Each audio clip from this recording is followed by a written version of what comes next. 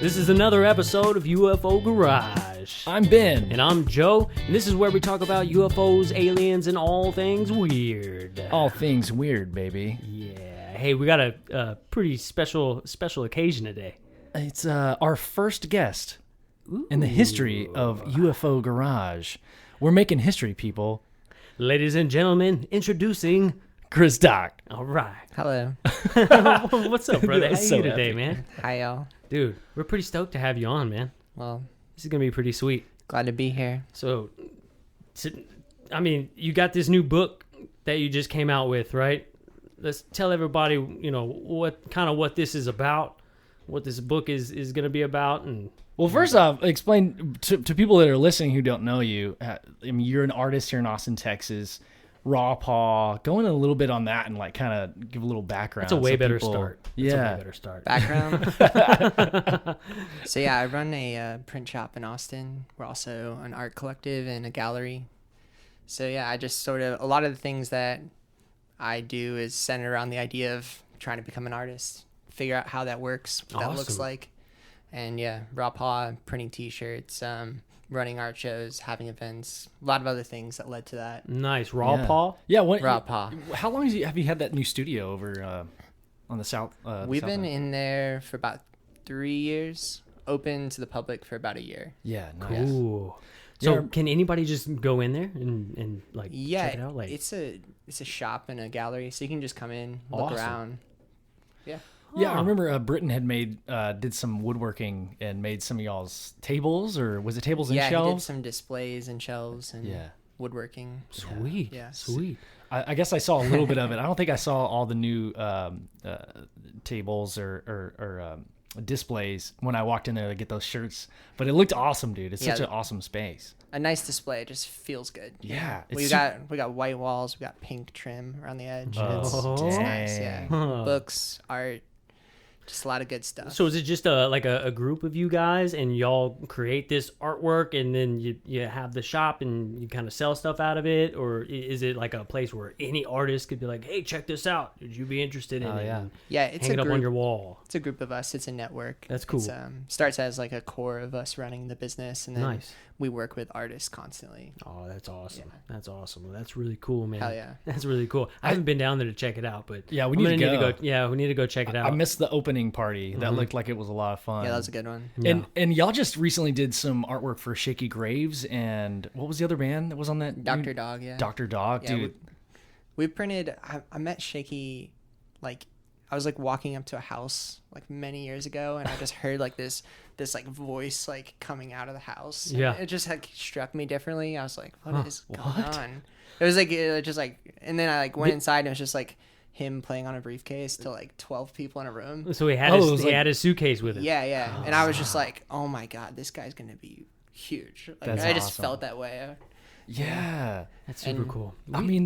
He moved from Dallas to Austin about maybe 8-9 years ago, Yeah. because he opened up for us Yeah, back in the day. nice, Yeah, nice. so we actually played a couple shows with him. And Hell yeah. he's such an awesome Dude, yeah, he killed nice it every dude. time. Every time he killed it. We're Whoa. we're sitting there like, all right, There's magic in that little he suitcase.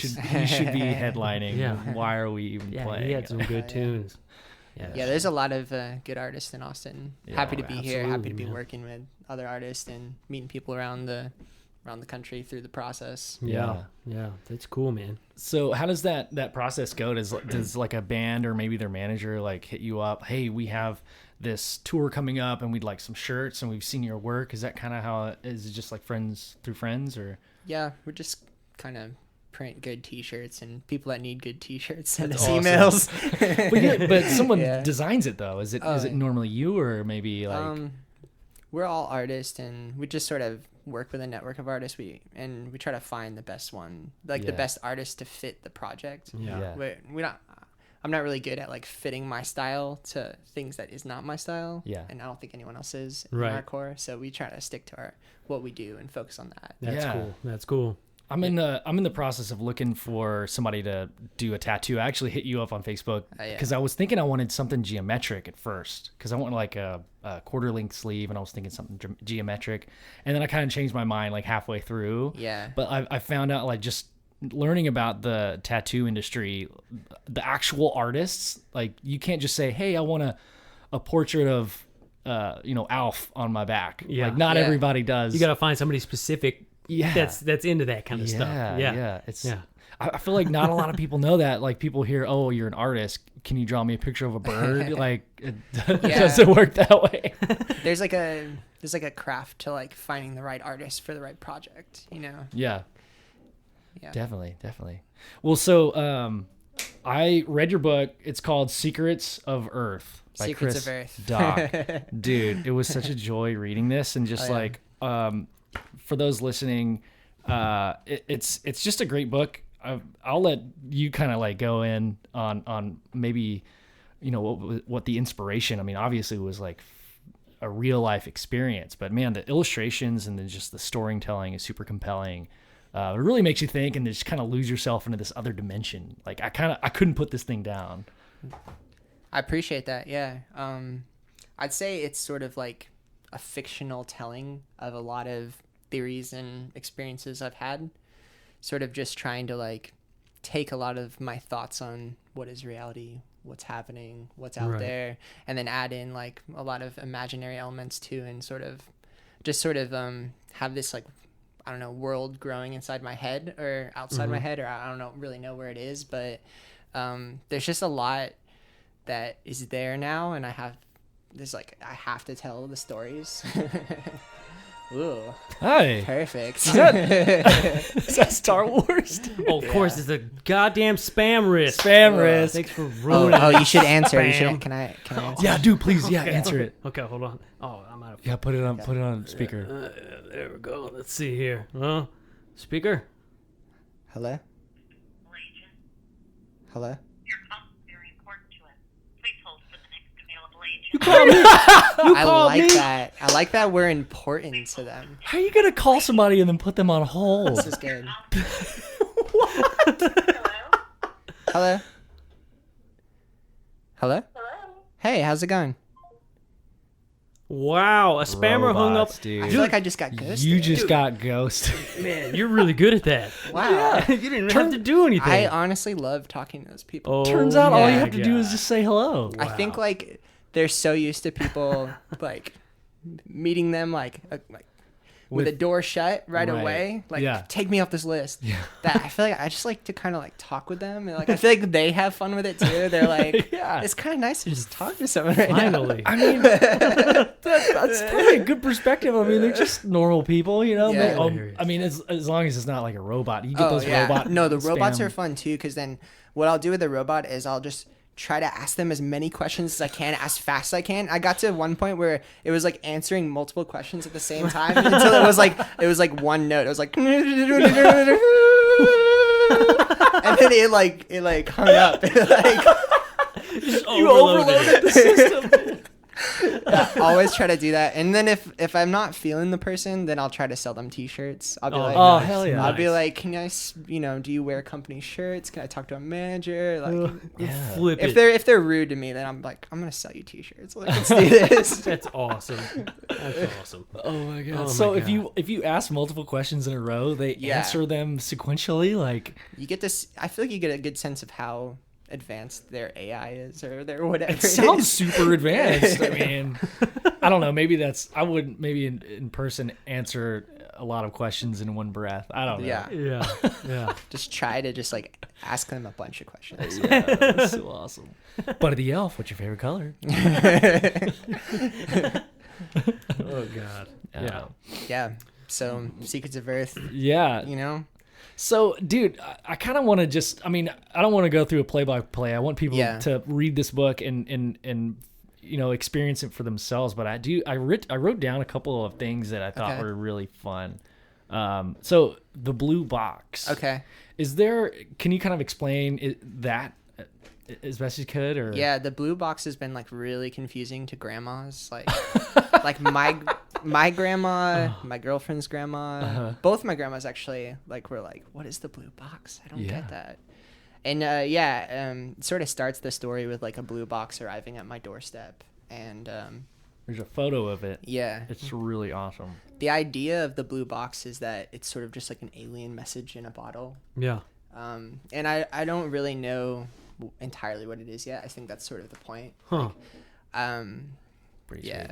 sweet. I You've seen it. actually have the blue box. The blue box in reality was made by a friend that was kind of like doing too much acid at the time. Okay. Oh, Yeah, like he was kind of on the fringe, and like I was like, he probably shouldn't be doing any more acid. Did he believe he was doing too much acid? And I don't know honestly, but How much acid is too much acid? just It depends. Depends. Yeah, we have to ask a doctor. I like how matter of fact that one. Guys. It just, yeah. I mean, we used to know a guy who saw little tiny cats. That's right. I remember you telling me about and, that guy. And he said they were like Polly Pocket sized cats. And he didn't think he was doing too much acid, but from the outside looking in, bro, you've done way too much acid. Too much acid. It's just one of those things, dude. Yeah. For me, like 2 cups of coffee is like too much acid. Right. It's like, Yeah. that's a little too much for me. But anyway, this friend, I collected all these objects from like other friends, and I was like, I want you to go grab an object right now, put it in this tube, and then forget about it. Uh-huh.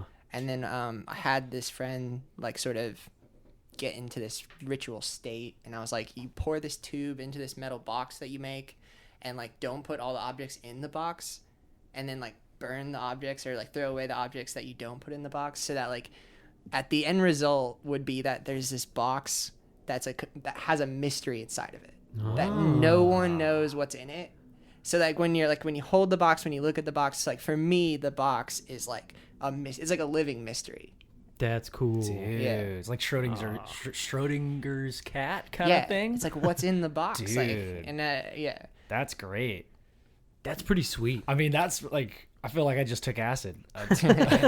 Yeah, I feel like you can kind of feel it, like once the story kind of supercharges, like, or just like that story. When I look at the box, I'm like, ooh, this is a mystery. Yeah. I like a good mystery. That's God. awesome. Yeah, That's and then pretty like sweet. That sounds in dope. this fictional story realm of it, quote unquote fictional, the box is sort of like an alien message in a bottle. It's like this call to action that arrives at my door, that sort of enters me in, or allows me to start.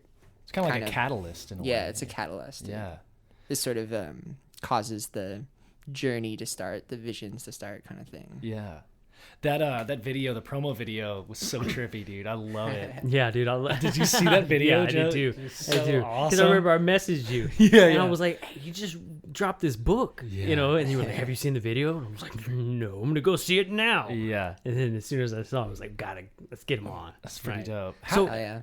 I mean, so this kind of stemmed from a near-death experience or similar to that? Is that kind of what inspired this whole thing? Or is it, was it something you were already thinking about and then this kind of happened to you and you were like, well, I need to take steps, Yeah, I don't want to be too like direct of like what actually happened. Okay. Because it was like it's a collection of things that occurred, that are sort of like hodgepodge into like these theories that I built. Right, Of like right. direct experience paired with like, authors and writers I like a lot, and things that they're thinking about, and things that I've sort of just like been drawn to through that. But yeah, I mean, I grew up sort of like a sick kid, like Right. sort of like a bubble boy. Okay. Like I was like allergic to like Oh, not like cool sick, but like actually. yeah, actually sick, like allergic. I was allergic to like fruits, vegetables, plants, animals, like to varying degrees, and like trouble Wow. breathing, like growing, all this stuff. And then just like around like college time, I like just kind of became normal. It was like Whoa. the weirdest thing. And like I don't really have very many like remembering my childhood is sort of like a weird thing. Like I can't really remember, right? Like people be like, Yeah. remember this theme song in this like cartoon? I'm like, no, I don't remember any of that stuff. So yeah, I mean there's more there for me, but yeah. And then around college time I sort of had like this like break from reality a little bit for like a year and a half or so, where I was like kind of hallucinating on Yeah. top of reality a little bit. Yeah. And that was sort of a battle to kind of figure out how to tone that down and try to Yeah.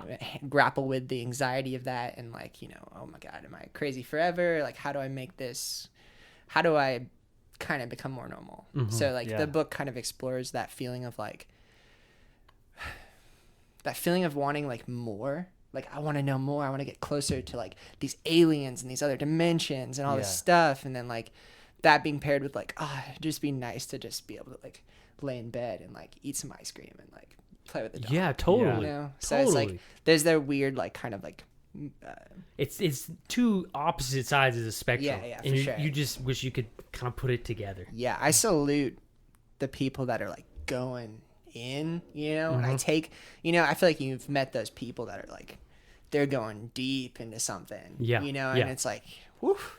It's hard. Sounds exhausting. It sounds absolutely hard. is, man. But I listen to them. When they tell me like, I was in the middle of like the galactic orb processing light with these like things, I'm like, dang, that is crazy. Yeah. I mean, not only that, but like that you can come back from that experience and remember the impact and like details. Like, that's the hardest part, I feel like, is coming back with the lessons and details like that, like floating, for sure, floating through these dimensions and remembering things that say it was an entity that you met, from it's things that they say or things that you saw. Like, I have my own experiences in that realm as well, but like being able to take stuff back is often like, you say this in your book, Chris, but like waking up from a dream and it's like that memory slowly fading away really, really fast. So yeah, I like listening to people talk like that, because I think in some level it kind of feels like mental coffee or something. Like, it like gets me excited, like, even like, stuff y'all are talking about, like just like, Hollow Earth and these kind of these alien conspiracy ideas just like make me really excited and happy and like passionate, and it's fun as well as it's sort of like mysterious and stuff. It's kind of like unboxing the unknown. It's something that a lot of people don't go after or don't touch on. And it's the deeper and deeper you get into it, you kind of start to find a little bit of that reality trapped inside of this kind of hodgepodge of stories over years and years of just people putting their own spin on it to actual real stories and theories and things like that, and it's kind of trying to shuck the corn. You know what I'm saying? You're shucking the corn, shucking that corn. Yeah, to get to the good stuff, and get through them fibers. And the longer that you can kind of do that, a lot of people, like you said, it's cool to see people really be able to get into something, because a lot of people will stop at the beginning. Yeah, this is crazy. Dude, I'm not even gonna go down that road. Right? That's a great metaphor, the corn metaphor, like the shucking of the corn. Yeah, I get tired of the onion metaphors. I get. I feel like I've got a lot of husk, and it keeps growing and growing, and every question leads to another. And like you said, Chris, like I get so excited when there's something new, or even just revisiting, like the Hollow Earth thing. I've heard that story a million times, but when we went into it, I just get so giddy again. Wow, there's so many details that you just kind of skip over, right? And there's a huge percentage of the population that their husk is like, man, they shucked it when they were 24 years old, and they're not shucking no more. No more shucking. So I think there is also a large percentage of people that are, I mean, just like us, that are always kind of on the lookout for something new and exciting, and kind of discovering things that are hidden. Yeah, absolutely. Yeah, man. And I kind of got that vibe a lot in your book too. Like, just kind of, I mean, there's a story arc, and there's archetypes, and there's metaphors. And it really is just kind of like you're searching for an answer. That's what I got out of it. It was really cool. Hell yeah. Yeah. Thank you. Yeah. I don't know. Was that that was a long tangent? Perfect. No, I liked it. I feel like I hear a lot of people talk a lot about like, the people that don't explore, that you hear that a lot, there's like a lot of people that, and I sort of was like contemplating that while y'all were talking, because I feel like there is something just like, noble and sincere about like just living, you know what I mean? Just living like an honest, like, there's wisdom in that, just as there's wisdom in like exploring these kind of things. I don't know. And yeah, I think that it made me sort of think about like the writing style I chose, because I kind of chose to like, or wanted to not go too deep, like or have it be like also relatable. You know? Yeah. You Not want it to like, be accessible to people. yeah, not like too lofty or too poetic, or it's just like, Yeah, this is like totally. language that you can understand, that like makes sense, that we're going into these places, but we're gonna go there together. Right. Yeah. I mean, that's kind of how we kind of view this podcast, right? Yeah. It's a lot of crazy shit that we could talk about, but we try to keep it relatable. You know, Right. we want it to be personable. Like Yeah. we're kind of, for maybe the beginners.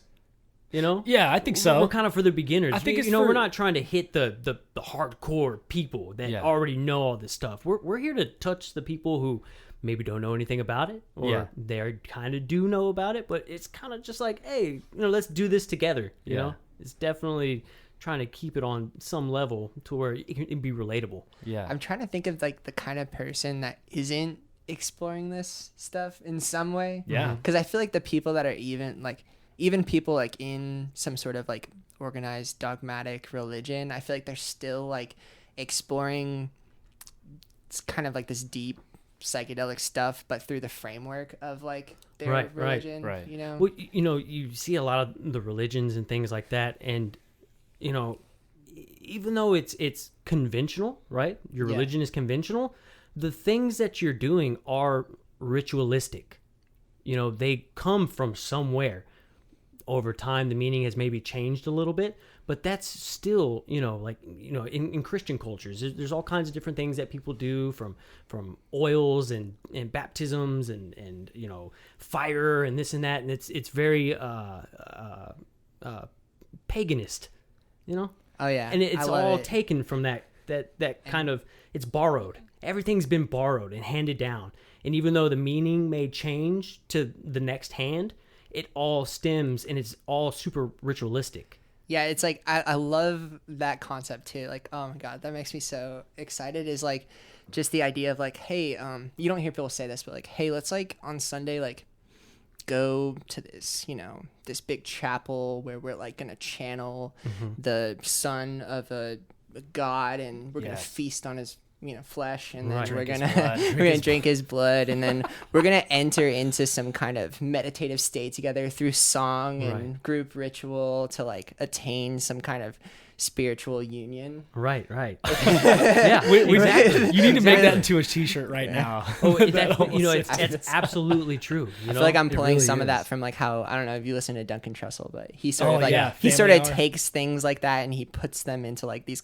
like like Epic of Gilgamesh kind of style of like making something that you think of one way that's like normal, and putting it in a different language so that you can like see. Yeah. Oh my god. Yeah, Sunday Mass, like that has a whole new perspective when you're thinking about it, like feasting on the flesh of like a right. You break son of all a that god. down, and And you're like, oh, Yeah, and everybody getting into like channeling the son, dude. That was the son of a god. Yeah. Yeah. You really think about it. I mean, Yeah. that's what they're doing. yeah. That's what's interesting about, I feel like our generation is sort of like, or a piece of our generation that I suppose we're part of. I'm not sure where y'all lie in this, but have sort of maybe parents were kind of in organized religion or not, and we're sort of like kind of stepping away from that into like the unknown, into like maybe something a little more open, a little more confusing, a little more just less organized. I grew up Catholic. Yeah, me too. The Mexican Catholic, so it's real Catholic.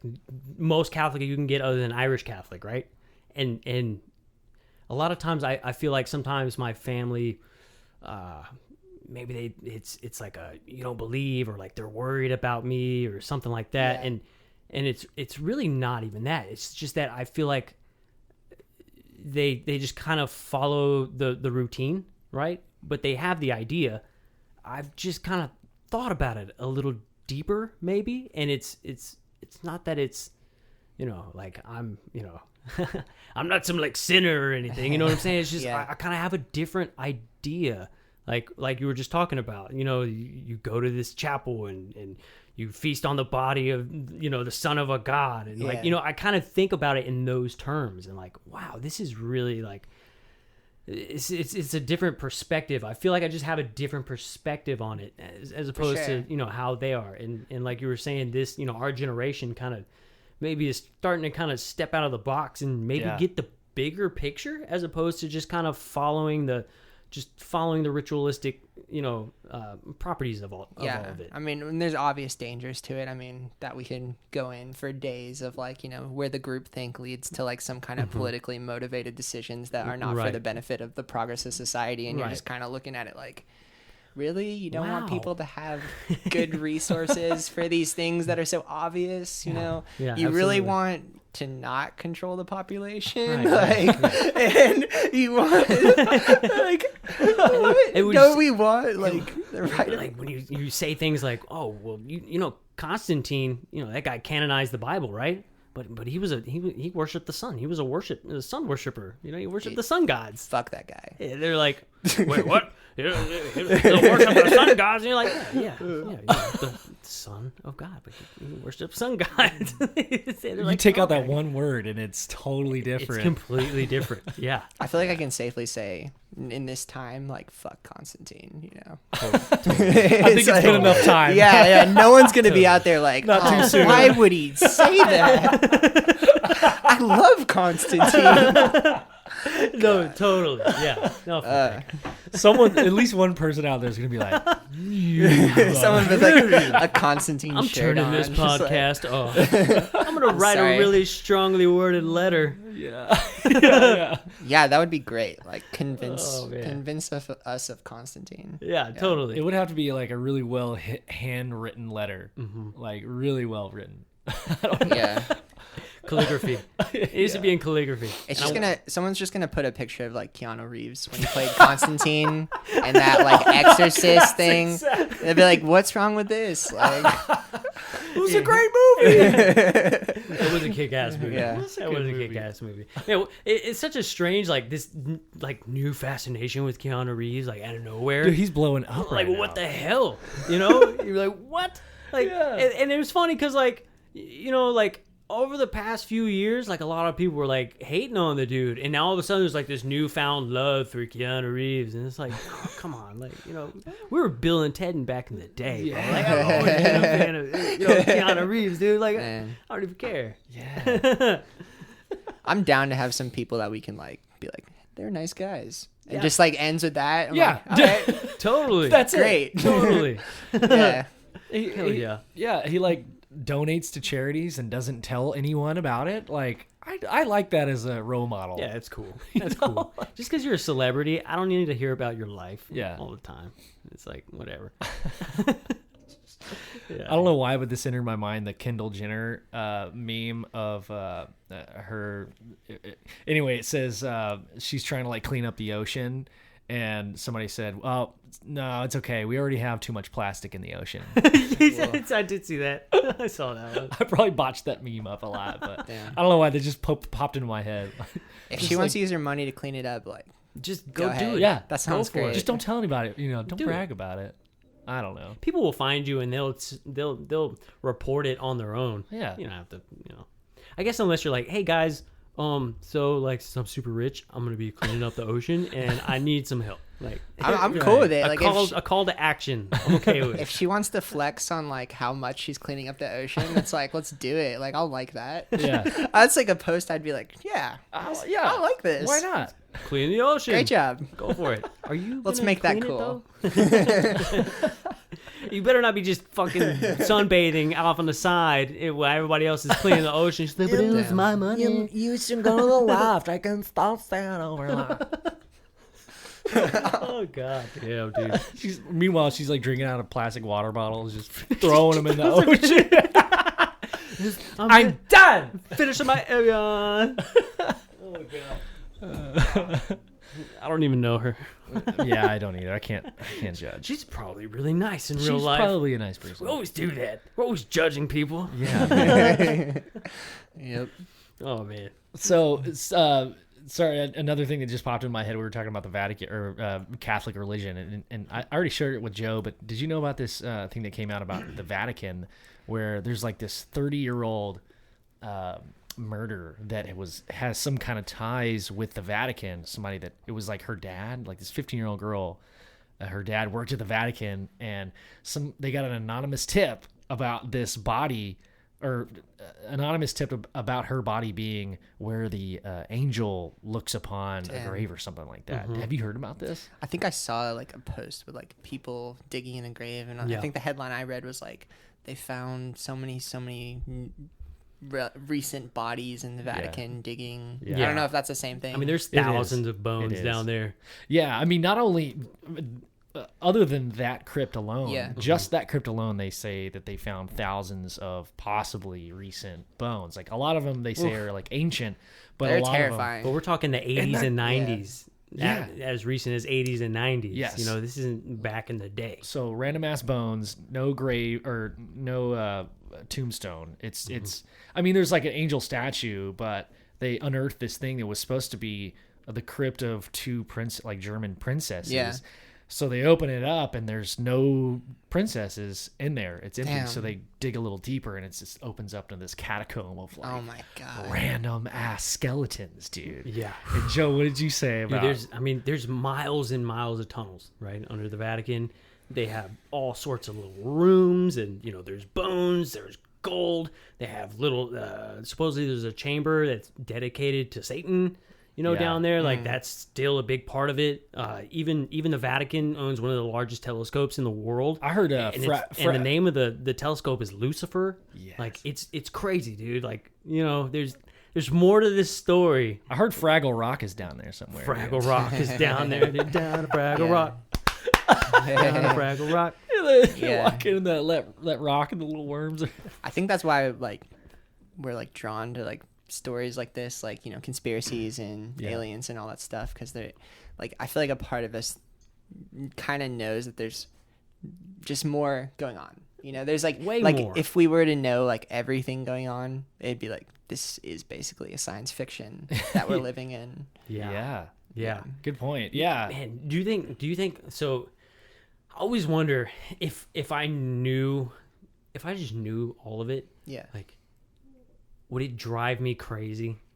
You know, I always wondered that. I think there would be a piece of me that would be like, I'm satisfied that I kind of know the answers. But then there's also part of me that would maybe feel so hopeless. Yeah. Or something. Damn. I don't know. You know, like, you know everything, and maybe there is no point. For some reason, maybe there is. I just pictured you like on a hilltop, like drinking like almost like a Coke or something that said, but it was like everything, and you like just finished it. You're like, that's beautiful. And then like awesome. all those like feelings came after. Yes. Man. Damn. Like you consumed everything at once. Yeah. And it was like this very tasty, sugary beverage. Yeah. I may have to purchase a painting from you, sir. That sounds dope. Everything. That's beautiful. Damn. I like that. You know, because I've heard some things on, you know, have you ever heard the stories of like, you know, extraterrestrials will abduct people, but they'll tell them, I can't tell you everything. Your head would explode. Like, you couldn't, you can't handle it. Right. That totally makes sense. Like, you just can't handle everything we know. Not yet. Yeah. And then it brings you to the next question of, well, why can't I handle it? You know, I consume so much information on a daily basis. Like, if you just tell me some stuff, like, I wouldn't be able to handle it. But that just kind of brings you to that next level of like, shit, what is there that I don't know that we don't know, you know? And do some people on this planet, do they know? And is that why it's held such a secret to all of us, you know? I think there's someone out there right now that knows something about something that we would like to know. Absolutely. Yeah. Someone out there knows a timeline that we could comprehend. Mm-hmm. Someone out there knows a timeline that no one else maybe knows. Not all the events would make sense to us, but the timeline, maybe you could put it together. That's why I think maybe the terminology of our heads would explode because we wouldn't get it. Maybe that we're not physically capable of comprehending how much little, you know, when you bring fate into, you know, decision making, and they try to explain why something happened, you know, to maybe maybe they don't want to overgeneralize things because it, those little tiny decisions here and there beyond, a lot, all the way through history actually make a huge difference way down the road. Maybe that's why that archetype of, we can't tell you everything right now because you can't comprehend it. It sort of makes me think of this thing I think of every now and then. It's just like, let's say you're like a chemist, or you're like a professor of chemistry, and it's like you and your colleagues have learned this language of chemistry that when you have a conversation, it's English, but you're understanding things that are so deep subset in the language specific to your field that if we were to listen to it, we'd be like, I have no idea what you're talking about. Yeah, and that's sort of happening in like so many different arenas of just like these people that are talking in what would be to us like coded language. Right. Like, we'd have to break down like every word to understand it. And it's like, that's sort of what I feel like if the aliens were like, hey, I'm just going to give you everything. It's like, you'd sort of wake up and you'd be like, like, I don't even know what to say, I don't even know what to do with this. Yeah. Or it would almost be a waste to get the yeah. information. It kind of would. You wouldn't know what to do with it. It'd be like we had like, a 1 gigabyte of hard drive space and they gave us like a Google of terabytes or something. A googly moogly. A googly moogly. Like, I mean, dude, that's a really awesome idea. I've never thought. I mean, yeah, if you look at a huge quadrat, like the quadratic equation, it's like made up of. I don't know if I'm saying that right, that's a thing. Yeah. It's okay. We're Dr. Scientists. We're Dr. Scientists. We'll figure it out. Quadratic. All right, I'll get it. I'll look it up. But it's like what you're saying. It's made up of a culmination of different ideas that go deeper and deeper and deeper.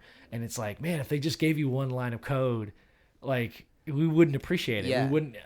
Number one, understand it, but we wouldn't get the context. And I was sort of thinking about that the other day of just like the idea of like, okay, if I was like an alien, I was on another planet, my whole situation was different, how I see the planet, everything. And then I was trying to like think about like what I would think about if I was like 1, 2, 3. Do you know what I mean? Because it's like, it's just like, it's such an obvious thing. It's like you have one thing, it's 1. You have 2 things, it's 2. Unless like you're seeing things in like a mist, or you're like the way you view things is not concrete, objective. But then I don't know, I was just sort of contemplating like how math would generate somewhere else. Like, would it generate in a similar fashion, and would it follow a similar trajectory?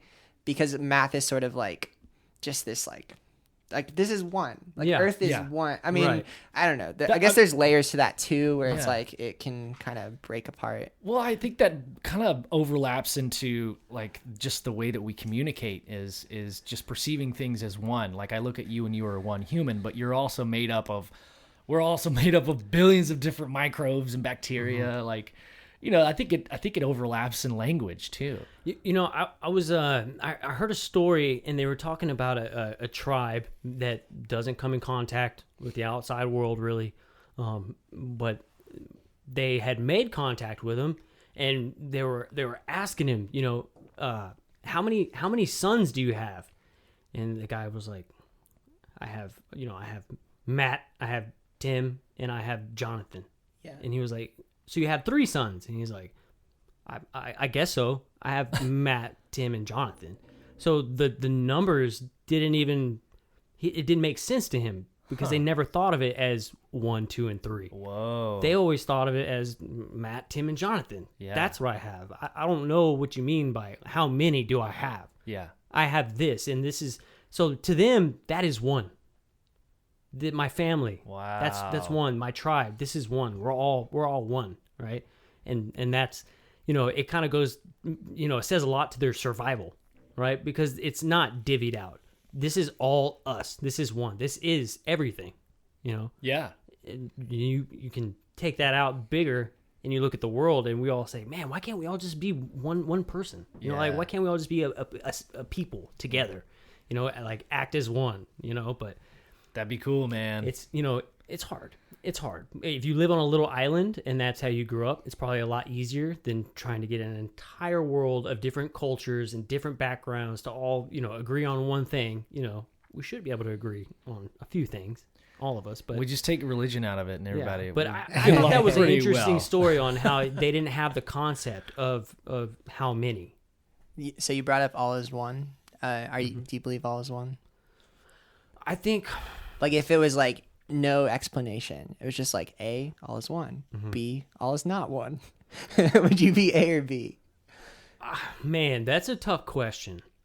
I would say, I think all is one. I think all is one, dude. I really do. Even if you take it off the planet, it's all the same stuff. So, like, Everything is the same. You take like the universe, like you're zoomed out on the universe, and you grab your Sharpie and you're like, you draw a circle around it, and you're like, hey, everything's inside my circle, and then you're like, well, now I got to draw a circle around the Sharpie I drew. You keep just drawing the circle around, but essentially it's all one. All is one is a trip for me. I'm not Yeah. sure where I land on Because it there's yet. multiple levels of all is one. Yeah, I think I'm gonna go with all is not one, Yeah. just for now. I don't know. Yeah. Maybe later I'll be older and I'll be like in my rocking chair, like drinking my tea, and I'll be like, you know what? All is one. It's pretty philosophical, you Yeah. know. You You'll know, be drinking that Coca-Cola. It's gonna say everything on it. Like, all is one. All is one. it's Yeah. all what is the origin? Is the origin a one source? Would that make all being one? Then where does this source come from? Yeah. Love that. I think it's multiple. Where does the source come from? Yeah, where does this source come from? Yeah. It's I think there's I guess if you were to because then that would make Yeah. all not being one. Yeah. It's kind of a chicken and the egg situation. So you're all is one. I'm all is not one. Yeah. We'll check notes later. Let's Totally. touch back in like 10 years. Yeah, totally. Yeah. What about you? I don't know where I land, man. It's just I guess it depends on perspective because number one, I think I just take it to the zoomed in level, like on the most human, culturally specific perspective on. Your neighbor maybe he's a bad guy and you're a good guy. Now, are we still on the same team? I don't know. Or maybe you can take it a little further where,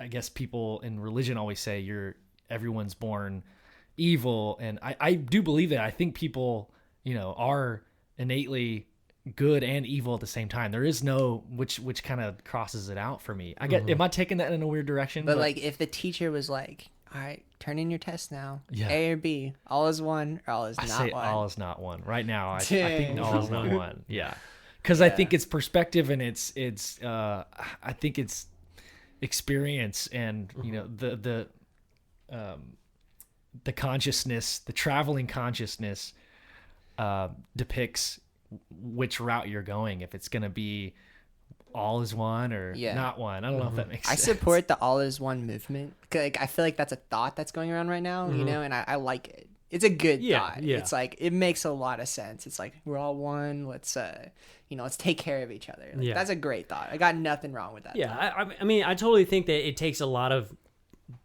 single, different moving parts to create the one. Yeah. There's a lot of parts that go into the one, but at the end of the day, I mean, what's the difference? Even if we just keep it locally, in our universe, right? It's all made from the same stardust. We're all made from the same, molecules. Everything's made from the exact same shit. Yeah. Right? It's all the same thing. Me and you are the same, made of the same shit as this table. We're just made of the same thing as the air, as those walls, as the clouds, the trees. It's all the same shit, just put together differently. But it all came from the same place. But what about those like hollow Earth aliens right now? What if they're like, we're actually not made of the same stardust? Like, Well, then I would have to take their word for it. I have to take their word What do you for say? it. I'd have to say, all right. well, you want to show me? You want to take me and show me? all right, I got another A B for you. Uh-huh. This is a good one too. All right, life on Earth. Mm-hmm. Was there a moment where there was no life and then there was life, or was there always life? I think always life. Because I think even things like rocks, I think they have some sort of sentience to them. Oof, know? rocks have sentience. That's good. Like I like that. I really do. Like planets, I kind of feel like they say Mother Nature, planet Earth. Yeah. She's always taken care of herself. Damn. She's always recycled herself. She's always fixed herself over the ages. Even if she gets blown apart into a billion pieces by a giant asteroid, it'll become something else. Somewhere else, right? Yeah. And like I was saying, those rocks are made of the same shit as we are. You know, maybe they don't have the same kind of thought, or they don't there's have, an they don't energy have to it, feelings or anything like that. But there's definitely a certain kind of energy to it, right?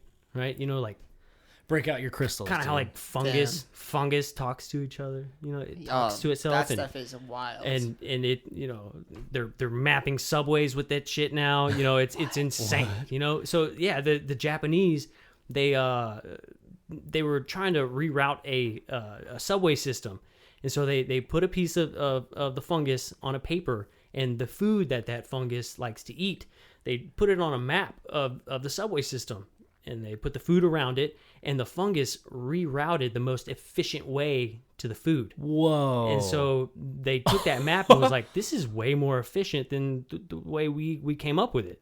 What a Let's take great that. experiment. Yeah. Dude, that's awesome. Yeah, so, That's amazing. a wise man said, nature will find a way. So, wild. yeah, man, I don't know. I do think that. Totally. Who do you think actually said that first? No, I don't Nature know. will find a way. You think it was Mark Twain? I like to think it was Mark Twain. I think I like Jeff Goldblum saying Oh, that. hell yeah. I think, because... It's like Shakespeare, Jesus. Yes. Yeah, dude. Yeah. No, I think there's some sort of life. Now, I consider energy to be a form of life, though. Energy. Energy. Because you can't have life without energy. What's your definition of like? What do you think about? Because I get what you're saying. Yeah, People yeah, say yeah. energy a lot, but like, what's energy? Energy, man. That I think that's the big question. Okay. What is energy? Is it the essence? Is it the soul? Is it the life force? What is the energy? Well, energy can't be created nor destroyed. It just changes form. So has it always been here? Right? I don't know. that's Energy. and that's one of the big things. But I think on the base level, like to me, like I feel like energy is like just like movement. You know, at the very base level, it's like if something had no energy, there'd be like, the absence of space. It'd be like a total vacuum. There'd be no movement. Like there's something about energy to me that implies like there's something moving. Do you know what I mean? Yeah. yeah. Right? Strings, right? String theory. Yeah. Well, I mean, like, Everything has a vibration to it. In the beginning was the word. The word is a tone. A tone is a frequency, which is a vibration. So the spoken word was the first vibration, that first form of energy to give life to everything. Now, whether you take that into a religious way or just your everyday spiritual way, or you're going to look at it scientifically, you can take that however you want to, but that's kind of the basic concept. Whether it be the Big Bang or God or what have you, in the beginning there was this frequency. Even the Om, right? Yeah. In the Egyptian texts, and the monks, they use this tonality, and that connects you to the source of whatever it is, right? Yeah. And they use that because it's a type of energy. It's a frequency. I think so. What are y'all's thoughts on the possibility that there is some ancient Swamp technology? All right, everything can be explained by swamp gas. All right, it's kind of an inside That joke. seems like a thread in this. I've said swamp gas. I'm sorry. Yeah. Swamp just not ever gonna let me forget it. So I was gonna say, what are y'all's thoughts about there being some lost technology that used frequencies and sound to move objects? Because I think we've misplaced some knowledge somewhere down the road, and I think sound has a lot to do with. I mean, man, it just affects everything. It affects how you feel. It can, there's I think it's called sympathetic resonance, where if you make a tone, like I've got a guitar here, like if you make a certain tone with your mouth, it'll start ringing. Yeah. And the yeah. strings, like if you're in the same room, It's kind of like feedback. yeah, it's like feedback, but just acoustically. Mm-hmm. So, I mean, do y'all think it's possible? I feel like I got to say, like, I got to ask one thing first. Is like, have you heard of Cymatics? Is that thing in your back? I think the only time I've heard that word is just from just following your Okay. Facebook. I'm obsessed with Cymatics. I am. It's basically the process of making sound visible. So like, Oh yeah. there was like it's Oh, that like classic synesthesia? like Clodney experiment where like he runs the violin bow on the plate and it shows the pattern, and it's sort of like the study of it sort of evolved into like just using different processes of like vibrating thin plates to see how the material reacts and show that there's these patterns there. That's cool. Like putting like the sand. Yeah, the on top sand of the plates thing. or Yeah, water yeah, yeah. or something. Yeah, the sand thing. Yeah. Yeah. I've seen that. That's awesome. That's awesome. super cool.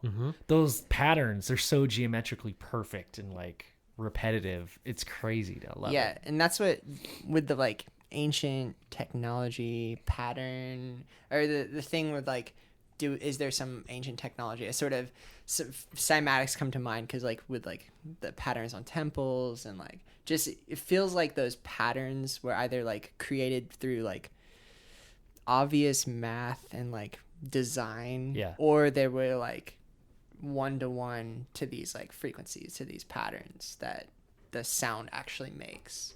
Yeah. And I just love the idea, like a big part of like the world of my story is like me sort of exploring what it would be like if there was like a world where another dimension where you could see all sound, like and synesthesia. like synesthesia, Did I say yeah, right? and sound could like manipulate matter or could manipulate just objects around you. Yeah. Wow. Yeah. That'd be a pretty cool vacation. Spend a weekend in that world, man. What music would you play if you were in that realm and just see what happens? Oh, Oh no. that's a hard question. Would it be just like independent tones, or would it be like a whole song by the Beatles or something? Oh, dude, I would put some funkadelic on for sure. Yeah, some Parliament. Some Bootsy Collins, baby. Definitely. I'd slap that low end. See what it Hell does. Yeah. It's just like it moves everything. All the buildings. God damn, my neighbor's playing the bass again. Yeah, I think there's I'd something want it to that. That would be awesome to see. Like, Yeah, like right now, if like we could see how our words are like changing the room around us, and then like, you know, even like going into the microphone, into the computer, out into these different pockets and changing the air, yeah. and the vibration there. Yeah, it's just really intriguing to me because I don't think it's impossible to think of us having a technology or a lens or something where we could see what Right. sounds manipulating. Yeah. And then once we do see what sounds manipulating, what would we see? Like, would we see things in there? Like, would we see, like, for instance, like an idea entering someone's head through like there's like these like things like coming. They look like just like these like blobby kind of like geometric organic moving things that just like hit someone's head, and they're like, oh man, I just Right. had a great idea. Yeah, like how if that was a possibility, how it would change the physical world around you Yeah. with that in mind. You know, that'd be cool. exactly. Yeah. You know, I deal with plants and stuff, and He's a plant guy. a really interesting story was there was a man who had a bunch of plants, you know, trees and things like that. Well, he had a couple fruit trees, and he would always like just curse at these fruit trees constantly, and then he would always say nice things to these other fruit trees. Yeah.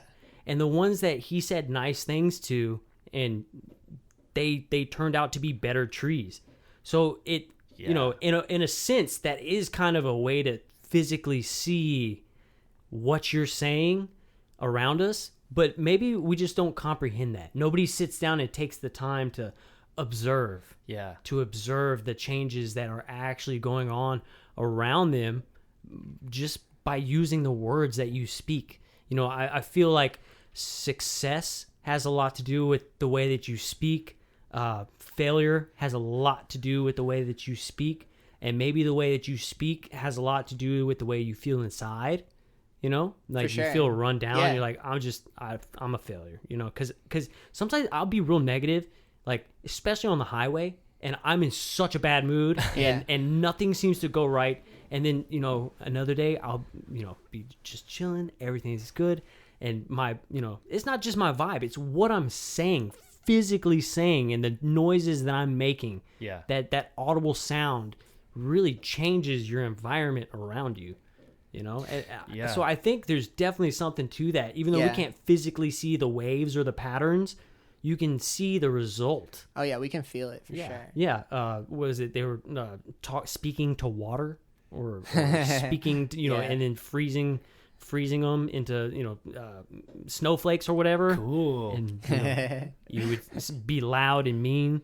And then they would make snowflakes, and they would be all rigid and stuff. What? And then you'd be nice, and you say good things, and the snowflakes would be like more rounded and fluffy. Yeah. Yeah. They've had like certain studies where they've done stuff like that, And I think you're onto something. Definitely being able to physically see that would be awesome. Though. But Yeah, that would be a dream come true. yeah, Hope someone makes that. I hope if I just say it enough or like put it in the stories enough that someone will make it. That'll do like the science of it. yeah. Yeah. It would be awesome. That'd be super sick. I feel like it would have to be like a cool pair of sunglasses. Not something like dumb like a big helmet. Yeah. Like it'd have to be pretty cool to wear. And then like you see somebody across the room wearing these sunglasses and you're like, like, Yeah, or it'd be like that new like Neuralink thing Elon Musk is playing around with, where it's just like straight to the neuron, straight to the brain. What do y'all think about that? Oh man, For somebody who's so worried about robots taking over the world, dude, he should have made a giant leap. True. He should have made a giant leap. He was like, well, fuck it. I'll just bring it to fruition. Yeah. Just make it a reality. Yeah. Those like nanofibers that are like small, like a tenth the size of a human hair. And you're like watching this video and under a microscope, and they're messing with these little filaments, and it's like, I don't know what that feeling is, but it's super creepy and it makes me sick to my stomach when you think about that going into your body. Oh, dude, I didn't like it. But I mean, dude, I'd totally get the Neuralink, dude. I'd totally do. You're like first chip. Yeah. The first chip they send to market. chip. Let's put it in. Just see what If happens. I could unlock, if I could control my thermostat from my mind, bro, that'd Dang. be freaking cool. I dude. think the big thing, something that'd be That's all I'd use it for. thermostat. Hey, babe, it's a little warm in here. Or like you watch too much porn in your mind, and then you just can't work anymore. Oh, You get too many viruses. that'd be a very Eight layers. that would be a very real concern, dude. Like you'd walk into somebody who's just looking off in the distance, just Oh, Ben's got viruses. It's like a damn Pornhub. yeah. Yeah, there's a lot there. There's a lot there to try to explore and understand. But Yeah. that's where I think the glasses will be. I think they'll be like in your mind at that It'd point. be interesting. I mean, Yeah. how do you feel about we can do all this stuff with technology. Do you think that the average human maybe hasn't reached its full potential? Do you think that humans possibly have capabilities that we're just unaware of because we haven't opened that next level to ourselves? Like this is kind of strange, but I was thinking about this the other day. You know how we're always sitting here and we're like, dude, they're aliens and they're so powerful and they're so smart and this and that.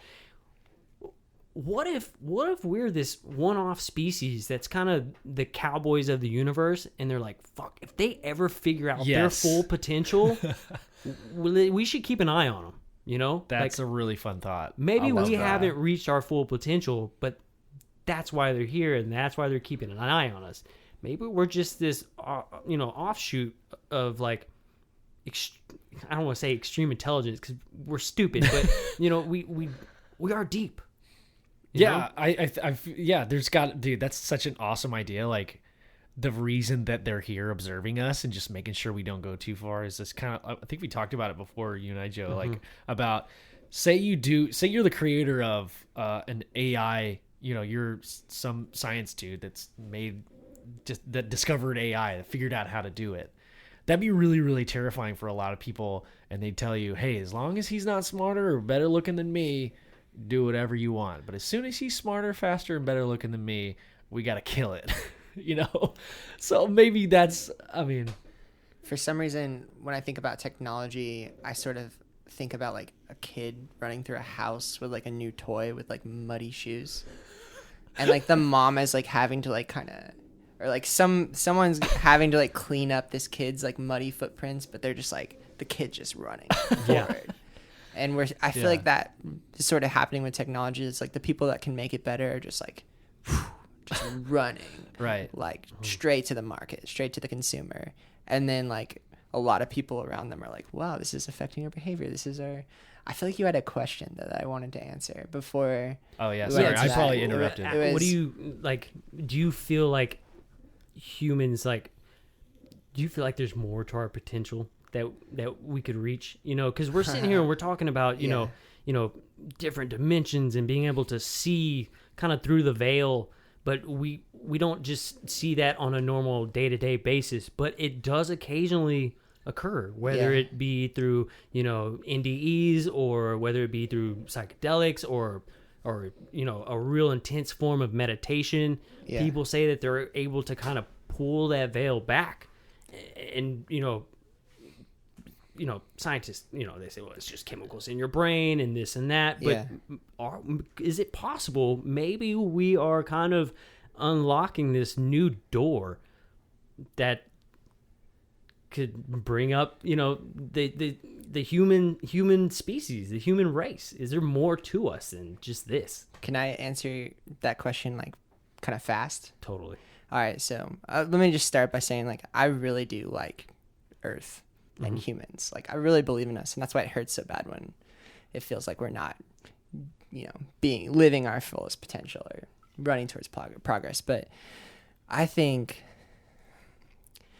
that we're going to develop technology, and it's going to start integrating with us faster to the point where we're like becoming sort of android type humans. And then once we hit that point, like some kind of that technology will kind of connect us with information and knowledge and wisdom, and we'll be able to kind of like feed on itself and hit some kind of like faster frequency of progression.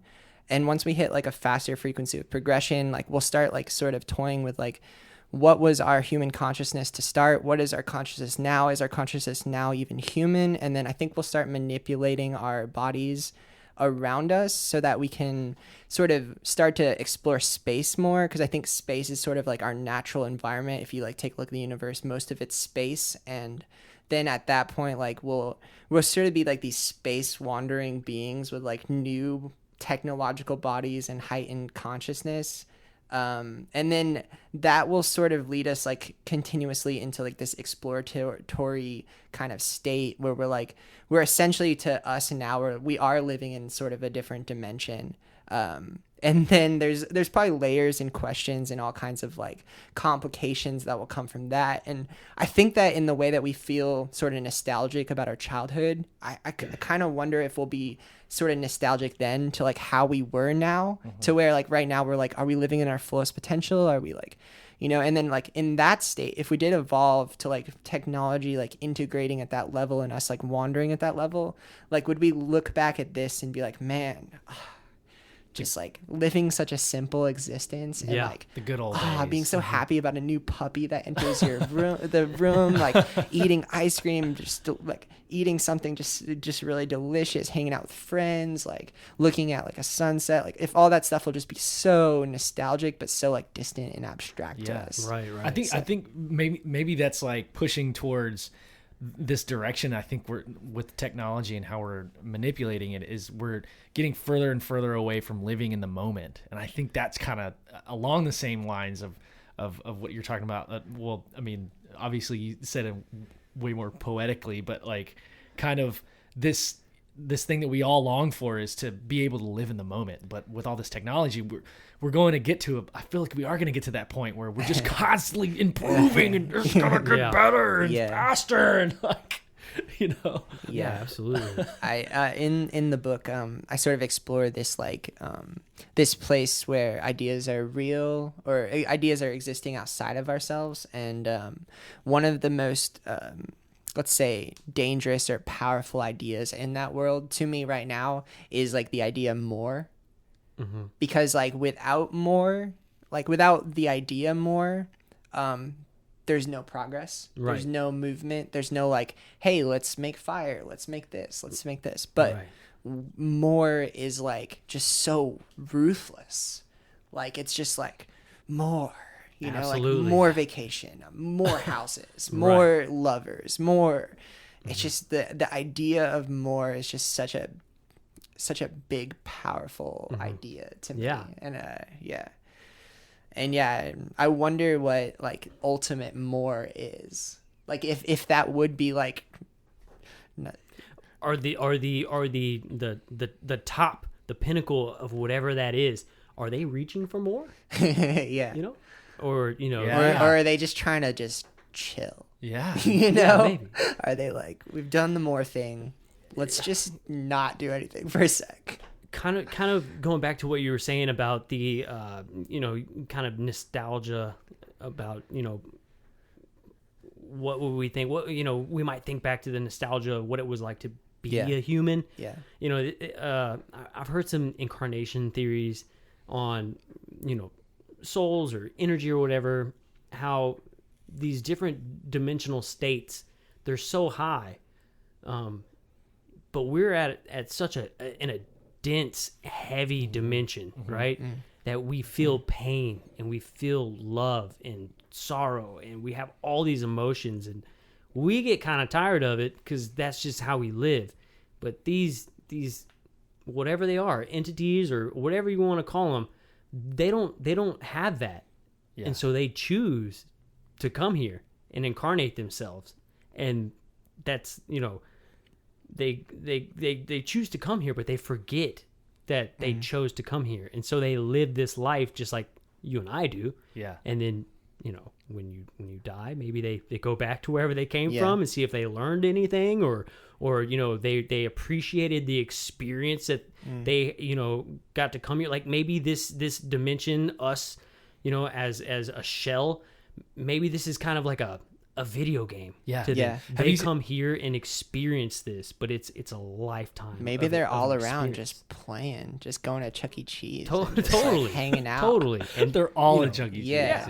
Yeah, and you know, they want to experience this, and so throughout life you have so many different experiences, and then when they're done, you know, like they wake up kind of like Yeah. the Matrix. And like, Have you seen "Oh, that shit, episode was of intense? There's an episode of Rick and Morty where Rick and Morty go to some off planet, and Morty plays this video game, and he lives an entire lifetime. And it's like, yeah, dude, it's a montage of him going through this life, and it's like really freaking hilarious, but it's also so sad. Like he become like everything. He's a young man and he gets married and has kids, and now he's a grandpa, and then he dies, and he wakes up and it's like been a whole like 80 years. It's like, Yeah. oh my god. yeah, Like that was a video game. yeah, that he exactly, played, you know? exactly, something like that. You know, it Who could knows? be- It could be.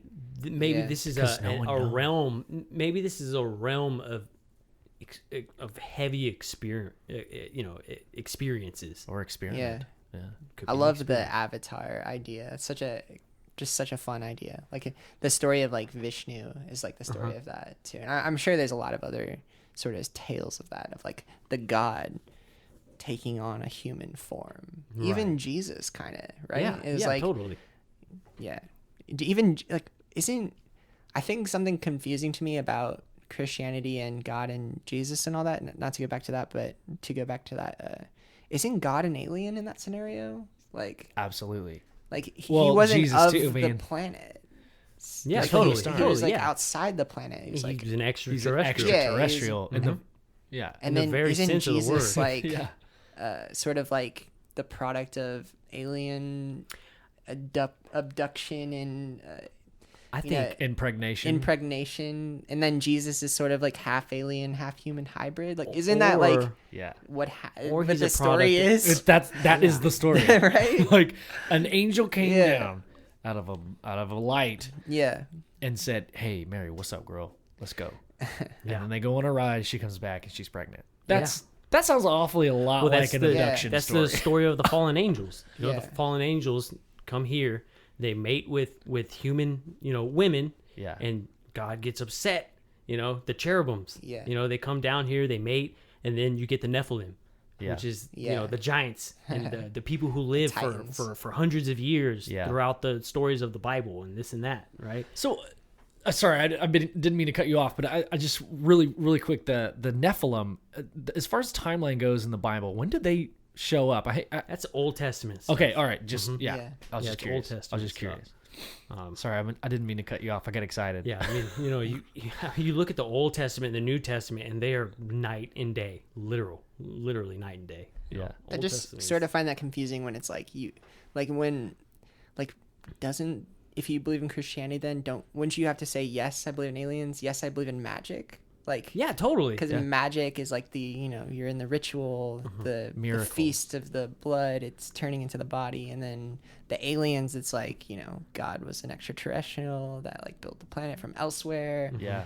And then like there's this like other dimension where like all the souls are existing Yeah. in this like, pocket dimension Yeah. that like you can access through like, I don't know, like that you go to later. It's like all those concepts are like super science fiction. It's like Dude. that's what to think of like, okay, like the conservative people in America, it's like they believe in some sci-fi stuff. Yeah, Yeah. it's real science. It's like you think of them as sort of like so true. you think of them as sort of like not believing in like magic and sci-fi. You telling me the Lord's an alien? Wait. I think Blasphemy. so. But Blasphemy. you're telling me the Lord's alien. Like I've read your story. You've been Like telling me for years. yeah, Your book said it. yeah, I'm about it. Like Yeah. kind of. And the Bible is a kick-ass book, by the way. Like Yeah. that book is sweet. It's got so many crazy, cool-ass stories in it. Yeah. I really Dope book, for so sure. my older brother is reading the book of Enoch right now, and I really want to read Oh, it, dude. I heard it was really awesome. God takes Enoch So okay, into the universe and shows him the heavens. yes. So okay, you're telling me that you're talking to Enoch, a guy who wrote a book that walked with God for 300 years, and you're not going to listen to what he has to say. He's not even in and the Bible. you're going to take him out They of the took him freaking out. Bible. That's some. And that's where the fallen angel stories come in. The cherubims, Yeah. we have all these paintings of the little angels kissing, The cherubs? women. Is that on what the- you? Okay, yeah, cherubim, I heard you yeah. say. cherubs, Yeah, all right. cherubim. I'll just make sure. Kissing the women on the cheeks, and it's this real like, oh, that's sweet. Angels are kissing the women. Like those are the fallen angels. Those are the ones that God was pissed at. That's Yeah. like the most ultimate deception. It's like this cute little fat baby with wings. Like it's so dang cute. How are you gonna be scared Yeah. of that? But it's like, oh, okay, Yeah. all right. Dang. That book is it's pretty incredible. Yeah, I pretty want incredible. to read it super bad. And apparently, the original story of Moses, he was born an albino, and so to ancient cultures, Cool. these albinos or light skinned people, they were considered gods, and so his family didn't know what it was. What? Wrapped him up, put him in the basket, sent him down the river, and then the Pharaoh picks him up and is like, "This was sent to me by the gods. Whoa. The gods gave me this." And Moses was an albino with these, I guess, either red or blue eyes. I'm not sure how that happened or whatever, right? Dang. Well, I mean, he was ethnicity. The skin tone was pretty dark, so for like an albino to exist, it had to Because be apparently- huge contrast, right? Ethiopia is one of the last places that has the original Bible all intact before it got canonized and things like that, Really? and got books taken out. And in that book, it talks about Moses being an albino child, how he was a white child, and how the gods consider them gods, Never gifts heard from that. the gods. Never heard that. And so That's it would awesome. make sense that a regular family is like, what the hell? Yeah. That's not like we're not white. Yeah. They're like, well, At least they were nice about it. They put him in a little. don't tell the neighbors, but we're just sending down the river. And then the Pharaoh picks up this light skinned child and is like, the gods sent this to me. Yeah. I wonder if back in those times had they seen the white race yet? And I don't know. Maybe that was the first time they saw I don't know. somebody with albino or white skin or whatever. I don't know. It's just a fun idea. Well, because we were talking about like in the last episode how the Caucasus Mountains Yes, yeah, is right. where the ancients record the first sighting of like light skinned people, and that's why they're called Caucasians because they came from the Caucasus Mountains. Yeah. They came down out of the mountains and then spread. Super cocky. They were super cocky about it too. What are our crazy stories right now? Like, what is our version of that? Like, is that like, do you know what I mean? Like, I gotta believe that there's like, maybe we do have those stories. Yeah, know? totally. That we're like telling each other now, like. They're happening like right now. Yeah, we right just now. don't know that it's. Man. Yeah. Yeah. I mean, I don't know. I don't know what comes to mind, but I gotta believe that there's like just as crazy real stories happening right now. Yeah, I mean, totally. So I guess you made me think of like, what is our Moses? Yeah. And I feel like the prophet is so people have ruined that idea. So many people have like, I guess taken advantage of. Yeah. Hey, I'm a prophet. I'm gonna start my own cult. Now I'm gonna make you kill yourselves. Like it's just happened so many times that you really can't be a prophet in this right now. I mean, at least for a few hundred more years, maybe. But yeah, I mean, there's got to be somebody, making an impact as maybe not as big as Moses as we're talking about, but like making as big of an impact that will be, our children's children will be talking about their impact on society in a certain way, like down the road, Maybe it's Elon Musk, dude. Maybe it's Neil deGrasse Tyson. Or Yeah, maybe they come it's to kind of mind. like how not too long ago, how medicine was heroin and cocaine, Yeah. right? They gave you that stuff and it made you feel better. That was science. Smoke these cigarettes. They'll make you thin and attractive, right? Bloodletting. Wear deodorant. People will find it attractive. That's kind of a more recent version of bullshit. Well, right? so much of our stuff is recent. Like, medical advancements and like technology, dude. Like electricity. If you really think about it, it's not. It hasn't been around for that long. Very recent. Yeah, we've taken it and ran with it for sure. Like a kid with muddy shoes, dude, in the house, like you were saying. I love how all this transpired from just the blue box. There you go. Yeah. That's what mystery. this conversation was. It came out of the blue box. Yeah, dude. it came out of the blue box. Yeah, dude. There's a lot there. Yeah, man. It's so much to unpack for sure, man. There's a lot there. I think we like got a little bit closer. You know what I mean? Yeah. It's like the truth. Totally. Like if it was a video game, like our little something moved a little. Yeah. Anyone listening moved a little bit closer to maybe. Our Sims gained 3 points. 3 experience points. 1 point. Great conversation. Yeah, dude. Yeah, man. Yeah. Shit. Did you have any? I wrote down a bunch of things. Yeah. So one thing I was thinking about, I mean, I don't want to like Yeah. go into too specific for the book because I don't want to like give anything away like too much. But I was thinking, I found it interesting the names of these entities that you encountered, and so Dion and Pando. Was this a conscious choosing of their names, or is this something that you like that was their name? That's my question. Yeah, I call it Dion actually. Oh, Dion. I don't know if I I said need to Dion, put. I don't my know if I bad. need to put the right accent on it or something because that was sort of just like, let's say my invisible friend as a child. Yeah, Was yeah. Dion. Okay. Dion. And yeah, he's like Dion, he's still Dion, like Dion. my invisible friend. I'm like bringing him back. I went through the that's phase awesome. where Yeah. I was like, you can't have an invisible friend anymore. Yeah, totally. Like what? You can't do that. And Bringing now him back, dude. Yeah, I'm bringing him hanging back. He comes out of the woods. We hang out. It's funny that you bring that up because Yeah. I had an invisible friend when I was a kid Yeah, too. what's his name? And What's it's their only name? because my buddy had an invisible friend, and his invisible friend was named Cookie, and I was like, oh, I have an invisible friend named Cookie too. And he was like, you can't have an invisible dang. friend with the same name as mine. And I was like, all right, Crunchy. So I had an invisible friend named Crunchy. Damn. Yeah. I just imagined you and your friend like in a room, and it was just Cookie between you. And Cookie's like, yeah, I can do both. Yeah. Like I'm. And your friend's like, no, this is my Cookie. No, and no. Cookie's like, all right. So And then Crunchy walks in like all like haggard, like, hey kids. I'm like, man, Crunch, you're such a shitty friend. That'd be the worst if Crunchy was just like Damn. exponentially a worse friend. He than would just Cookie like was. trip you down the stairs and all the. Was crap. Crunchy good to you? Like, I mean, yeah, I think Crunchy was cool. Yeah. Yeah, like Yeah. anytime I needed someone to talk to, Crunchy was always there. dang. You know, so Crunchy. yeah.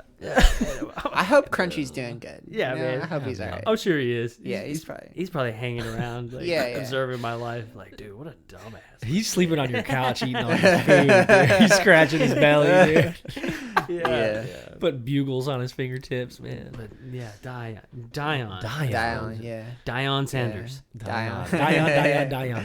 Hot Yeah, fire. yeah. And Pando, I did pick that name for that character because I look like Pando is a sort of like tree, or it's like a forest where all the roots are connected to where they're basically like one tree. Oh wow, cool. So yeah, there's a lot to Pando I'm still figuring out. Yeah, Like he's a complex character. Awesome. that's Yeah, pretty cool. There's layers there. Well, there's definitely some truth behind that too, though, because trees and grass and plants, they all communicate with each other. Yeah. All Yeah. mycelium, right? Mycelium. Yeah. The white fungus. Yeah, that- it's a mycelium root network, and it's a super nutrient highway. Yeah. But it also allows plants and trees to talk to each other across vast distances.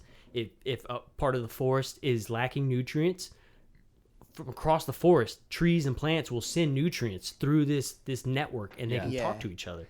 So That's there's so some crazy. truth to Yeah. that. So is it one tree or is it a tree within a structure? Back to what we were talking about Yeah. earlier, like one Yeah. or yeah. So I'm still trying to understand Pando. I feel like Pando is like there, and I think about Pando from time to time, and like I learn different things, and like little stories pop up, and then like but I'm not sure. I haven't really figured him out yet. But when you were talking, I listened to your last like Hollow Earth podcast, and when you were talking about like that Hollow Earth realm with the Master, Yeah. like the Master character is sort of like what Pando is like to me. Okay. So like I'm sort of yeah. I'm sort of exploring this like idea of like would Pando be existing in like this utopia or this dystopia, or would it be like kind of like both? Like I don't know. I just like the idea of like trying to figure out how Pando would set up what he would think was a utopia. Right. You know what I mean? And then sort of trying to play around with stories with that of like, what is a utopia like? You know, and would we think that's a utopia? Because there's a lot of dystopia stories. I feel like that's like playing on our anxiety of like the future and like aliens and a lot of things like that. It's like Right. It's like dystopia is like sort of satisfying. Yeah. And maybe that's what it will be. Panda will be like this dystopia, but I don't know. Right now, I'm just trying to think about like what would a utopia be? Yeah. How would Pando set that up? What would his planet be like that? Yeah. That's pretty interesting. Yeah. Yeah. I like that. Try to build a utopia in my mind of like, this is how Pando did it. Right. Right. Yeah. You know, how did he do agriculture? How did he do like different people in society with different backgrounds working together? Like how did Pando build his world? Yeah. He's sort of my channel to like thinking about that stuff. It's awesome. Yeah, that's super cool. It's pretty awesome. That's awesome. But he's also, in this story at least, like, yeah, I don't know. I guess you have to read it to find out about Pando. In this Yeah, one. totally. Do you think when we think of utopia, Yeah. your idea of utopia, like, I think it would be so difficult to create a utopia that everybody would consider utopia, because what some people would be like, dude, this is utopia. Some people are like, this kind of sucks, like, Yeah. or like certain Yeah. aspects of it like aren't all the way there. Like you're like, yeah, this is cool, but if it was utopia, you wouldn't have the but part. Yeah. Like it's kind of you have to create your own like inner utopia. Yeah, I mean, I Yeah. feel like that kind of has some connections to like people's interpretation of heaven, Where like heaven's not the same for everybody. Right, You know, it's right. got to be Yeah. pretty specific to what you think. Yeah, because heaven you're would like, be. yeah, you go to heaven and you don't have to worry about anything. You just kind of hang out and you're like, can I smoke a bowl in heaven? Yeah. Can I do that? Can I smoke Absolutely. a bowl in heaven, or is that like frowned upon? Yeah. Or like, can I tell like dirty jokes? Like, because I find dirty, I find things that are inappropriate and not funny to a lot of people extremely funny. I've just Yeah. always been that way. Like I can find the funny in the shittiest situations, and it totally gets me in trouble sometimes, right? And so I kind of Dude, feel I'm like, totally the same. you dude. know, Like, it's like, oh, okay. I'm like uh, always that guy that's snickering like when something fucked up is happening. Yeah. I mean, not It's like violence, but like something really awkward. I'm like, I know, like Jerry Seinfeld was talking about this one day. He was like, yeah, sometimes like somebody will say, oh, this person passed away, and I'll be like, it was enough of that guy anyways. Like obviously it's fucked up, but like Damn. it's kind of like your way of coping or like dealing with it. Like, it's not like you're kind of like taking on the brighter side of this, but in a darker, humorous way. yeah. Yeah, I feel like I need to figure out what my heaven would be. I'm worried now that I'm gonna get to like the gate situation, and they'll be like, "So, what do you want?" I'll be like, I don't actually know what I want. Like, can I change it later? Like, no, Yeah, that's the one rule. You Yeah. can't change it. Like, no, you just gotta pick it right now. Do you have Netflix? there's like a menu. Yeah. Oh yeah. What are other people picking? I What's feel this like guy it's picking? got to be like one of those posh restaurants where there's only Yeah. like 4 things on the menu. You're like, dude. Yeah. just so you hurry up and make your decision because there's a long line behind you. Yeah. You know. Yeah, and one of the decisions is like, you want to go back? Yeah. Oh damn! Ooh, that's a good. Yeah, that's a good Yeah, question. That is Yeah. good. Damn. Yeah. You Ma- decide to just stay there, but then you have to stay forever, Yeah. or you can keep coming back. I keep in my head also seeing that. I don't know if you've seen Eraserhead, that David Lynch movie. It was like No, one of I his haven't early seen that. films. No, think so. I There's haven't this seen one part of it where he like the character like zooms in on something, and then like they go into this like spotlight setting where there's this just strange looking woman. Like I think she has something on her face or something, like extending her face, and she's just singing a song, and it's like, in heaven everything is fine, and it's like so beautiful, and like she's so sincere, and it's just like, Oh, it gives It's you like- the feels. yeah, cool. it's so good. And then Modest Mouse covered that line. I Oh, don't know if really? You ever heard that Oh, wow. song? I think they did. I hope I got all that right. But, yeah. It's dope. If not, people Yeah. will correct I us. love that sentiment. Like in heaven, everything is fine. Yeah. Like even if yeah. you don't believe in, even if you're not Christian, I feel like you can relate to the idea of like in this other like place, like everything's gonna be great. Yeah, Yeah. totally. Yeah. Totally. Yeah. I think that exists, and even if you don't want to admit it, the biggest atheist, I feel deep down, they've got to have that little string of hope, or Something. Yeah. something. Something. Yeah, I take don't the know. spiritual language out of it. It's like Yeah. in a place I go where everything feels good. That you sounds know? nice. Yeah, I Yeah, want to go. yeah. I want to go there. Yeah. You know how they have those, they have the new spore wraps for like when you die. To make a tree out of the... Yeah, Okay. yeah. It's kind of like like maybe if you don't if you don't believe in heaven or something, be a spore wrap and then you could be a tree.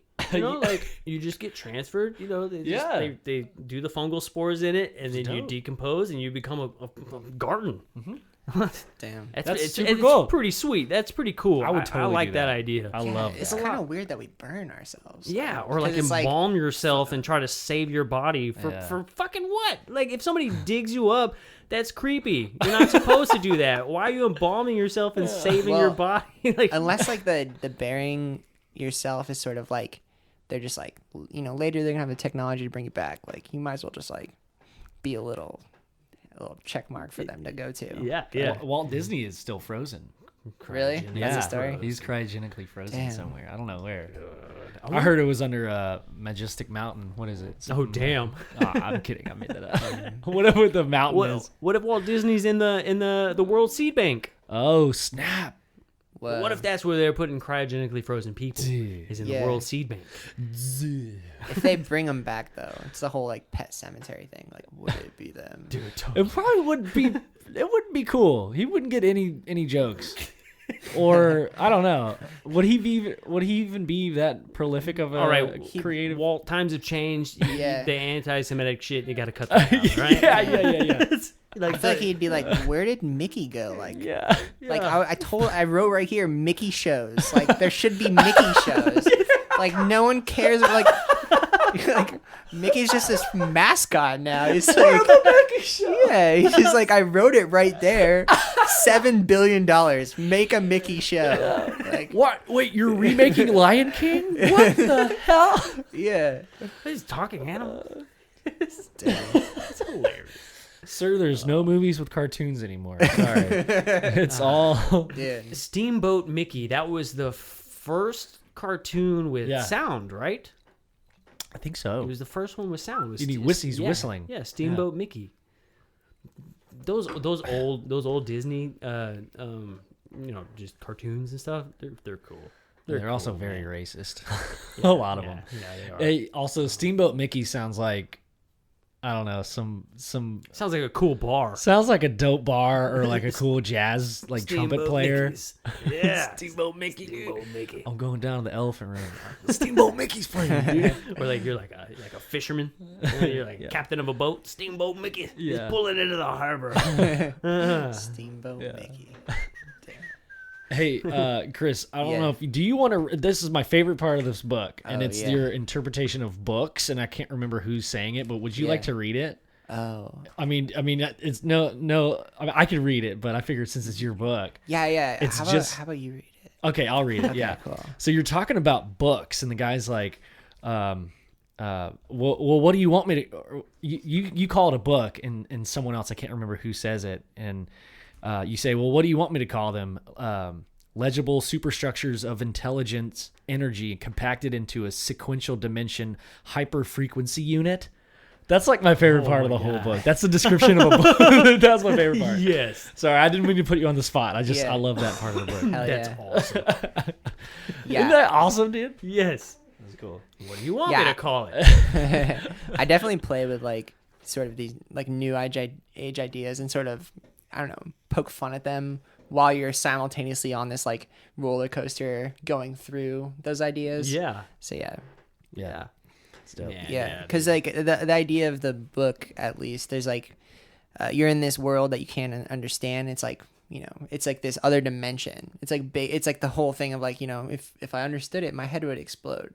So like my head is exploding essentially in the beginning, and then like I get like I have to like sort of tune it and like, you know, and the way that my invisible friend helps me tune it is like just think of it as like books and boxes. Yeah. Just books and boxes. That's all it is. And then like when you start thinking of it in like that terms, it's like you have language for it. You're like, I know what a book is. I know how to open a book. I know what a box is. It like holds stuff, you know?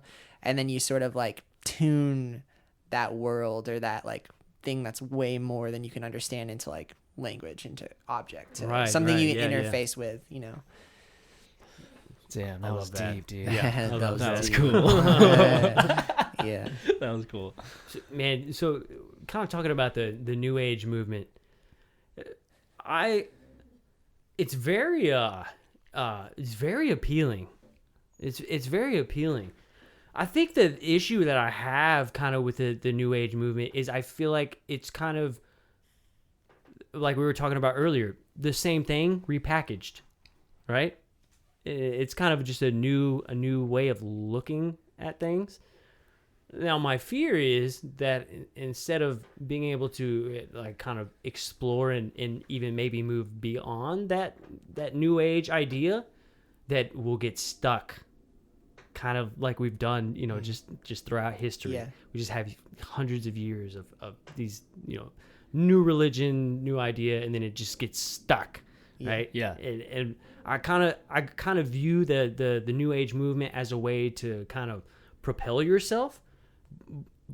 But my fear is that people will get stuck, like they just get comfortable with that idea. You know what I'm like saying? the walls of dogma and the structures get built, and you're Exactly. like walking inside of the maze, and someone's like, "Hey, you can't go through that door." Yeah, it yeah, leads you or- into an idea that we don't believe in, and it's Right. like, wait, I thought the whole point was like continuing to explore and kinda Exactly. get further. Exactly. Yeah. Yeah, And it's even going back further. You Yeah. know, it's taking more like these ancient religions Yeah. and kind of replacing them back into the forefront of what we have as modern day religion. Yeah. And they just kind of have new spins on them, new ideas, you know? Yeah. It's almost like it's new, but it's very recycled at the same time. You know, it's kind of like, are we just spinning our wheels with this one again? You know? Well, I think it's sort of like I mentioned earlier. It's like our generation sort of stepping away from organized religion, trying to figure out who we are, and like the question, like comes. It's like, what are we? Yeah. Do you know what I mean? Like, what are we? Uh-huh. Do you consider yourself a new age person? Do you consider yourself a psychedelic? Do you consider yourself, like, what do you consider yourself? You know, and then I feel like when we're talking about new age, it's like sort of this categorical box or whatnot. We're putting totally. around this like section of people where the most, outlandish, ridiculous voices are the loudest, the ones that are hitting our feed more often. Yeah. But then like the middle of the bell curve type new age person is probably us in this room, you know what I mean? Totally. Having this conversation. Yeah, And it's like, absolutely. Yeah. but it's sort of like, do you consider yourself a new age person? I don't know. Like, will that term be like hippie later where you're like, it was cool to be a new age person in, 2015, but Yeah. now that it's 2025, new age people have really messed some shit up, Yeah. so yeah, it's like sort of what are you? I feel like a word I like right now for me is like, I feel like I'm a mystic. I don't know. Maybe that will be weird later, or maybe that was weird now. Yeah. But like, that's something for me. Like, I feel like a lot of the writers I like are mystic to me. Yeah, totally. Mystic. I don't know. Yeah, that was a popular term for, just anybody that was into anything, just fringe back in like the 20s. Yeah. Like a mystic was like a normal Yeah. kind of thing. So I consider myself I kind of consider myself a curious skeptic.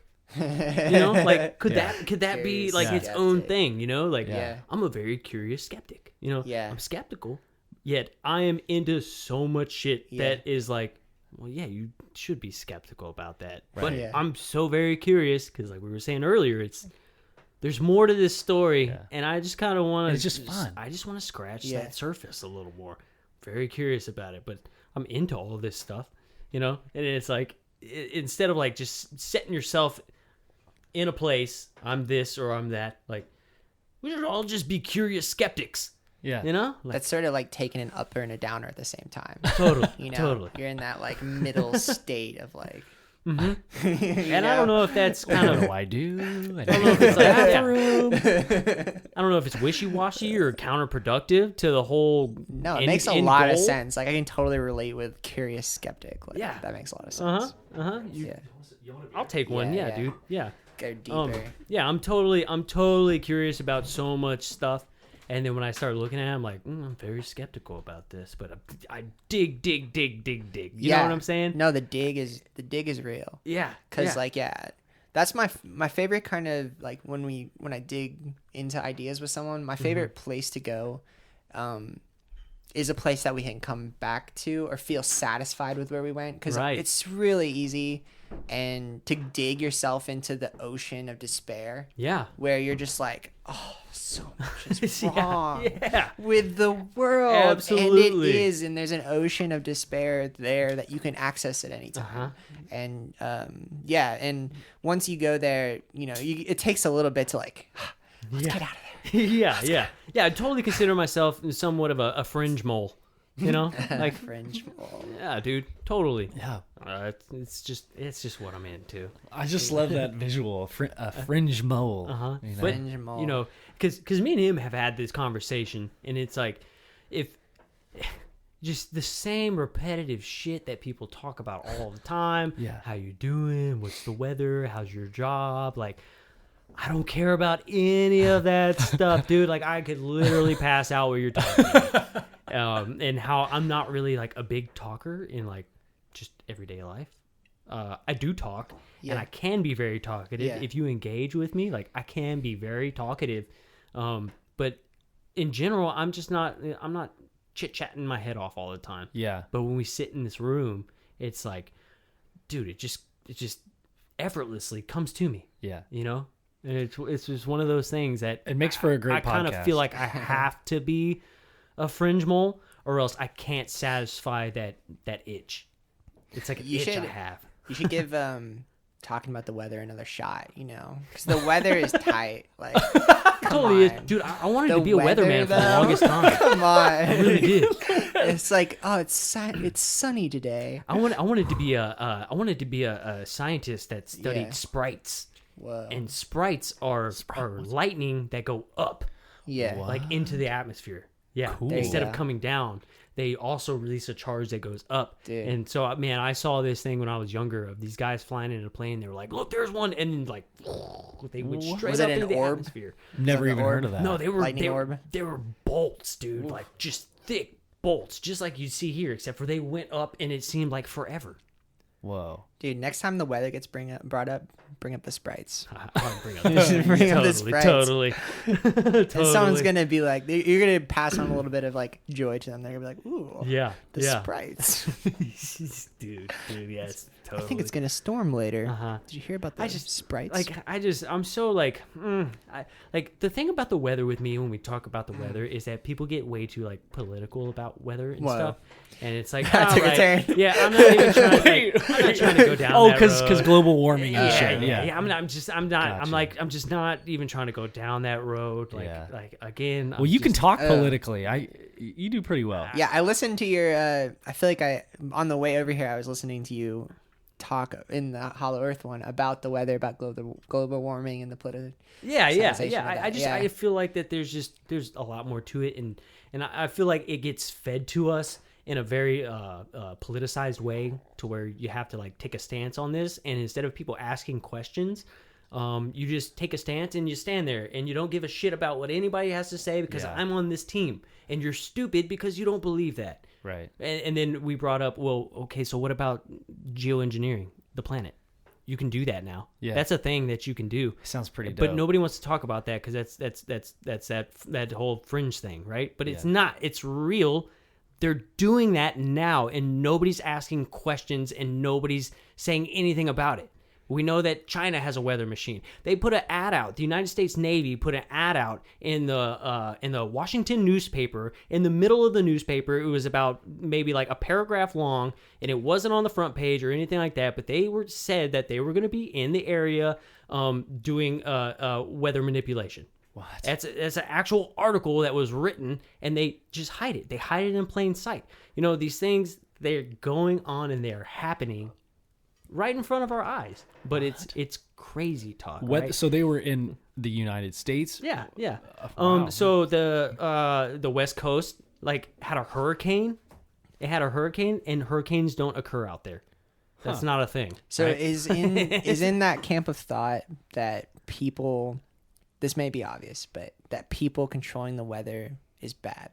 Totally. Okay. Totally. Okay. It is, and I say it is because I feel like the more we try to fix it, Yeah. the more we screw it Oof. up.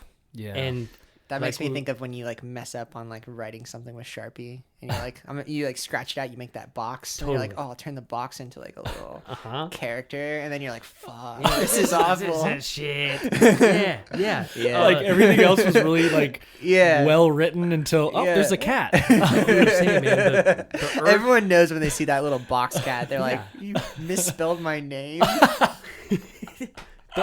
the Earth has fixed itself. The Yeah. Earth has destroyed itself. The Earth has recycled itself and knows what it's doing. Now, whether or not we have a massive effect on it, algae blooms, right? Algae blooms. It was partly of what created the last ice age. Do we think that algae blooms are stupid? Do we hate algae blooms? Like those son of a bitches! You fucked up the climate. I was actually just thinking that. Like, you, right you, before. just, you ruined the climate. You son of a bitch! Algae blooms. Like, no, come on, Yeah. come on, like I mean, I think that in that camp of thought, I think that the planet has a better chance of surviving than we do. totally. And I think like learning how to balance our systems with the planet just seems like obvious. Like we should try to improve that, and Absolutely. the public at large should like demand that like the corporations and the people moving the big pieces of that are like taking steps to improve the environment so that we can survive and nourish the planet symbiotically. This is gonna be fucked up, but I definitely feel like the world needs some sort of cleansing. But I think I'll agree that is fucked up. it is fucked up. That's a pretty fucked up thing to say. I think Back to Hitler. the reason I say that is because I feel like when something like that happens, it kind of brings everybody back down to earth, and it's like, okay, everybody, let's take a seat. Yeah. Like let's figure this out. Right. Like it kind of humbles you again. Yeah. Well, I think maybe you're thinking of it from like an outside perspective. Maybe not like you're not saying, oh, you want like a mass amount of people to die. No, but just not at all. practically speaking, it does to me kind of make sense. Like Right. in the word of balancing things out, and it really is fucked up to And say. it's gonna. It really I don't is want to be on a fucked up. podcast It's where fucked it's up like we should cleanse the planet. I was like, no. All right. No, it's fucked up to We'll say. edit was this like, part out. Back in the day, he was like, yeah, he was cool with that. It's we can edit it fucked out. up It's to fine. say. No, But the let's roll with issue it. Let's is- roll with it. The thing is, though, is that the Earth is gonna do it anyways, right? So it's fucked up for me to say that. I'm not saying go create genocide. I'm not Yeah. saying none of that Neither shit. one of us Yeah. are saying that. Nobody's saying that, right? I think it's extremely important to take care of the planet. I think it's extremely important to do your part. I think it's extremely important that we take care of our home.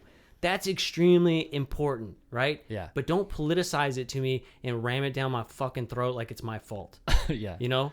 Yeah. Because I do think that stuff is important, and the Earth is going to destroy a lot of us. Yeah. It's going to, and Yeah. it's going to. And I think that's what we were talking That's about. what I'm talking not about. like, I'm not hey, let's saying- nuke each other. Yeah, but the Earth is going I'm to not balance saying itself that. out. The Earth is gonna balance itself out. Yeah. Eventually. Yeah. And maybe the Earth just needs to do that. I kind of feel like all of this stuff is kind of the pot is boiling over, and it's just time for the lid to come off. Yeah. Like maybe that just needs to happen so we can all get on the same page. You think maybe entities or aliens are here to see that happen, to see what we do because they see the pot boiling over? Do you think they're here to witness what we're gonna do next? If we're gonna pull through this economic, I just think an event like that would bring us together. Yeah, That's kind Well, of where I'm going with that. Is you look at that city that you showed me, Joe, that could hold 50,000 people in the Grand Canyon. Did you show me that one? That rock city? Was that you? yeah. So I'm thinking like, man, back in the first ice age, I mean, if humans existed before then they had to survive somehow. If they were to live in these caverns, these caves that were meant to hold 50,000 people and food and livestock and everybody, I mean, you've got to believe that you could do it again, but it's going to be a really small percentage of the world population. Yeah.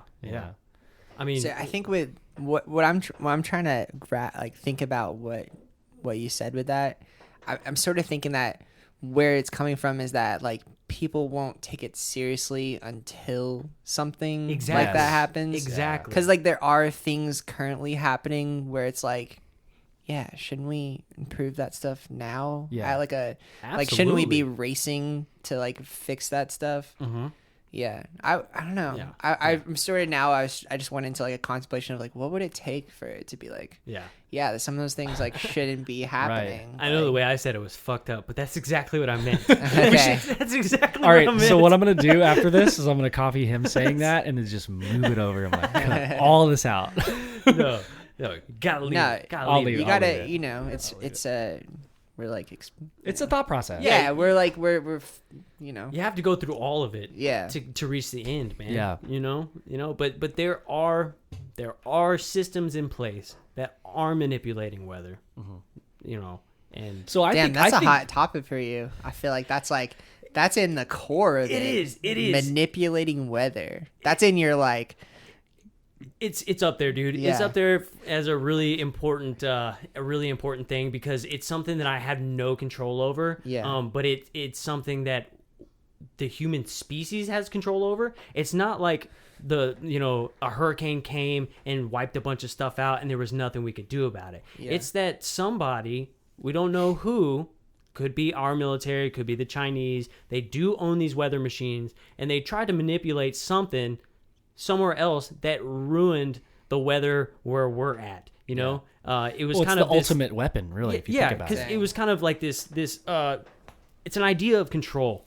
If you can manipulate the weather, you can do what? You can create scarcity. You can create famine. You can create drought in certain areas of the world who don't have this technology, and then they're on their knees. And you didn't have to do that, right? But you can completely cripple an entire country with that. And then who comes in to save you? The big, awesome government comes in and will save you, right? But if you're not letting the everyday person know about this technology, it's like, oh, the look at the weather. Look at what we're doing to the climate. Look, all the ice caps are melting. Oh, but we're not talking about these people who are fucking with the climate on purpose that are causing these issues. Yeah, we have a little bit to do with it, but there's a lot bigger picture behind the scenes that nobody's talking about, Damn, And I'm feeling anxiety about it now. yeah, totally. I'm like, whoa, I feel a little stressed. I can send you a couple. Right? I'll send you some God. articles. I'll send you some articles on it, and it's a really interesting. Where you at, read. Kendall? Yeah, it's a. We need Kendall Jenner. Yeah, Where you at? That's what I thought you meant. I wasn't sure. Where are you at? clean up this mess. They're controlling the weather, Kendall. Yeah, it's not, and it's not science fiction. It just it isn't. These things are happening, and that is controllable, right? Woo. But I feel like we're focusing on the wrong things when there's people doing this. What do you feel like we're focusing on? Like, what do you think is focusing us? That dollar bill, yo. Whatever you can do. Dollar. So, I think it sounds crazy, right? Agenda 21. Have you ever heard of Agenda 21? No. It's a real thing that was put into place. I believe it was in 86. It's something that the UN came up with, and it was a global plan that by the mid in the 2000s, by the mid 2000s, that we would make this global shift, and they put it under a veil of sustainability and green practices, basically. And we're getting to that point now to where we're starting to see these practices come into play. And so the whole thing was basically they wanted to get rid of the rural areas, right, and bring everybody into condensed urban areas and put everybody in urban areas. And then they wanted to create districts, right? And so this is crazy because this is what's that damn movie? It's got like Mockingjay and Hunger Games. Hunger Games. There you go. Yeah. Where everything's broken into districts. Yeah. Right. So and Katniss. it's controlled by a world government. Right. Nice. And That so is. this is all over the world.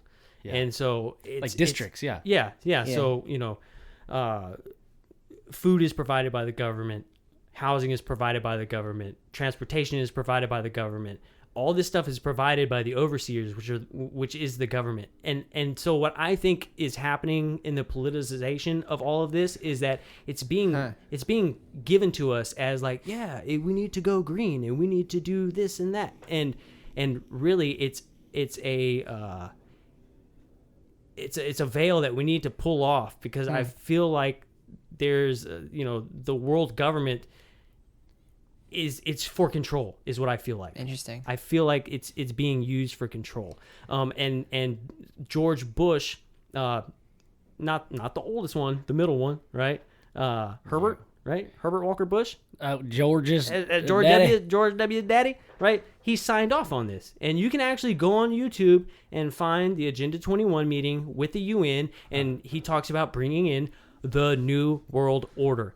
That's his he coined that. That's who came up with the New World Order is the Bushes. Yeah. Right? And so this is a way for the government to be able to control its people. We start seeing this now, and the housing situations, right? Everybody's now starting to become homeless, right? And is it coincidence that in the most I'm going to just use the term liberal, right? The more liberal cities, right?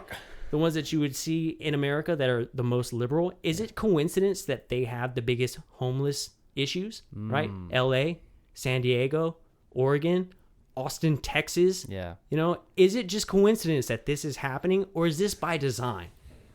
Right? And it's all happening at the same time. And it's all being put under this idea of, let's be green and we need to help each other. And now the tiny house movement has started, and it's kind of, I think it's a great idea, right? But if you have to condense an entire population into one central urbanized area, we're all going to have small houses. So it's kind of a way to get people used to the idea, slow manipulation. So when it does happen, it's not a shock to the system. We're like, oh yeah, tiny houses, super cool, right? So we're just like mice being led into the trap with cheese. Right. We're like, oh, like what a cool idea. Like it was our idea. Yeah, to begin with. We can't do it, right? Let's let the government just take care of it, because they're going to take care of us. That's what they do. Yeah. No, and That's an interesting perspective. I have not heard that perspective. It's interesting to me also because you give them a lot of these like ruling elites a lot of power, like a lot of control, a lot of like that they're executing this plan so delicately, and like it's working, and like there's all these variables that are connecting to it. It's interesting because it seems like it's also part of like your worldview of how you see those kind of aspects. Like they connect to this perspective that's rooted in this plan that's occurring. Right. Yeah. And we talk about how I consider myself an anarcho-capitalist. Interesting. I guess you would say. I'm not. When I talk to my conservative friends, it's like, oh, what a liberal, And anytime I talk to a liberal friend, it's like, oh, you're such a conservative. But I fucking hate both of those ideas. I believe that you are one and the same, and when you get up into that realm of politics, all on the same team, all have buddies in corporations, all fill their pockets and their buddies' pockets. They don't give a shit about you. It's you versus the state, and it always has been, and it always will be. And if you don't realize that by now, then we're all fucked, right? That's kind of my view on it. Yeah. Because we were talking about how people shit on capitalism so much, right? I think capitalism is the problem. I don't think that. I think crony capitalism is the problem. Crony capitalism is a great term. Yeah. I think favoritism by a strong central government and lobbying through a strong central government, giving handouts and passes on taxation through these corporations, that's the fucking problem. Me and you individually can trade and we can do business and exchange capital, right? But if we put our capital together and create this corporation and then have buddies who work in the government who favor that, of course you're going to get all the breaks, right? And the regulations and all that stuff, I get it. Regulations are important. We want to keep people from dumping stuff in the ocean. We want to keep people from doing crazy shit, polluting the air and stuff, right? But also, these corporations don't give a shit about these regulations. They can afford that. It hurts me and you, the small business owner, who can't afford to pay all that stuff for these regulations, which keeps us from being able to explode and get to that. Right? Yeah. So it's not capitalism. It's favoritism of a strong central government. That's how I feel. That's my perspective on it. Yeah. And it's a lot of people will disagree with me, right? But that's just kind of my views complicated on it. Perspective. I think me and you could totally, barter and trade things. We can trade services. When you work for a job, right? You should always own the means of your production. When you sign papers over to a job, you no longer own the means to your own production. You are basically owned by that company to produce labor for them, and then they give you the crumbs. Somehow I feel like we're still talking about the weather. Like, and now I'm kind of wondering if like you actually do really like to talk about the weather, because like that was a weather rant. Yeah, you went in on the weather there. It's all tied in, man. I'll send you some links, man. I'll send you some. All right, I know all I just right. went like real Alex Jones on no, everybody, I mean, and it's like great. I don't want to come off like that. No, that's at like all, but that's your passion. yeah, the weather. I just feel like it's important, man. Yeah. I think it's important for you to be able to help yourself. I think it's important for you to own the means of your own labor, your own hard work. Your money is your money. Don't touch my money. Don't touch my money. Voluntarism is extremely important to me. I think more things could be accomplished through voluntarily helping one another, as opposed to giving your money to the government, let them middleman it, and then let them misappropriate most of your funds, and then give the population the crumbs. So I hate to like interrupt and Right. like bring it back to. I mean, dude, yeah, that's All things we. all things weird. All things weird. But I Yeah. wanted to bring it back. So Corey Good, Chris, if you haven't heard of Corey Good, he's a contactee. He's a dude that claims that he's been in contact with aliens and a bunch of them. So he has this really, really intricate story. And one of the stories is, the interviewer that's talking to him on this show is asking him like, what do they do for money and stuff? And he says, well, they don't have money. It's all based off of like a bartering services, and you pay with services. So like I'll do manual labor for you if you'll come over to my house and do manual labor for me, like things like that. Like stay on this spaceship or go to this base for 6 months and I'll come help you out for 6 months. It's kind of like that. Yeah. So I don't know. That's cool. Yeah, Yeah, it's pretty trading, sweet. bartering. There's ways to do things without having to. Put a dollar sign on it, maybe. Yeah, why does the IRS need to know about? You know what I'm saying? Like, why is there so many different avenues that my money has to go before it actually goes, like, to what it's supposed to go for? I just did air quotes to what it's supposed to go for. I just don't understand that. Are you telling me that people will go crazy because they don't have a government, but we have a government that's run by people? What are you saying there? You're saying that without government, we're all doomed, but we just let the government, which is run by people, like run us. Yeah. I just feel like Damn. if you put a certain amount of people in control, it always runs away from you. You know, whether it be communism, socialism, like capitalism, crony capitalism, no matter what it is, if you give power to a central group of people, they take it and run with it. And the rest of us get the crumbs. right? Write your utopia. Figure it out. Yeah. Like, Yeah. how would I do money? Uh-huh. How would I do weather? How would I do? Yeah. You know what I That's a mean? good idea. I mean, most people consider anarchy like what Antifa does, but that's horse shit. You're just damaging properties. Fuck off. Stop. You know what I'm saying? Anarchy is growing your own food. Anarchy is living your own life. It's catching rainwater. It's making your own clothes. It's being able to trade goods and services with people without somebody telling you what to do. It's being able to drive across the country without somebody hassling you. Oh, sir, your back light is out. Who gives it? Did I rape, murder, steal, kidnap, or rape, murder, steal, kidnap, coercion? Five things that are crimes, and the rest of it, you can suck it. Suck a fat one. 'Cause my rape, inspection murder, sticker's been out for 2 months, and I'm like, man, any moment I'm gonna get fucking pulled over, I'm gonna pay somebody money. if it's not one of those 5 things, dude, live your life, bro. If you're not messing with somebody else, I thought Moses said there were 10 things. Like, I'm getting confused here. yeah. Well, Where'd the 5 come from? Like, we were at 10. Now know, we have half? Like, we're edited it condensing it. okay, this is the We're condensing updated them. version. Okay, Updated cool. version. No Yeah. theft, no coercion, no rape, no no rear murder, lights. and yeah. All right. I got 5 more things I can do, I guess. Hell yeah. I gotta go. Yeah, whatever you want. Gotta look at that list. I'll be right back. Yeah, man. Live your life, bro. That's kind of Yeah. how I feel about Yeah, it, man. That's kind of Live your life. But I like yeah, it. dude. I like it. And also, you know, like bringing this full circle back into aliens and things. The technology that they have could possibly help the world in so many good ways. Damn. And they hold onto it because they have the central power. You know? Yeah. They have that power.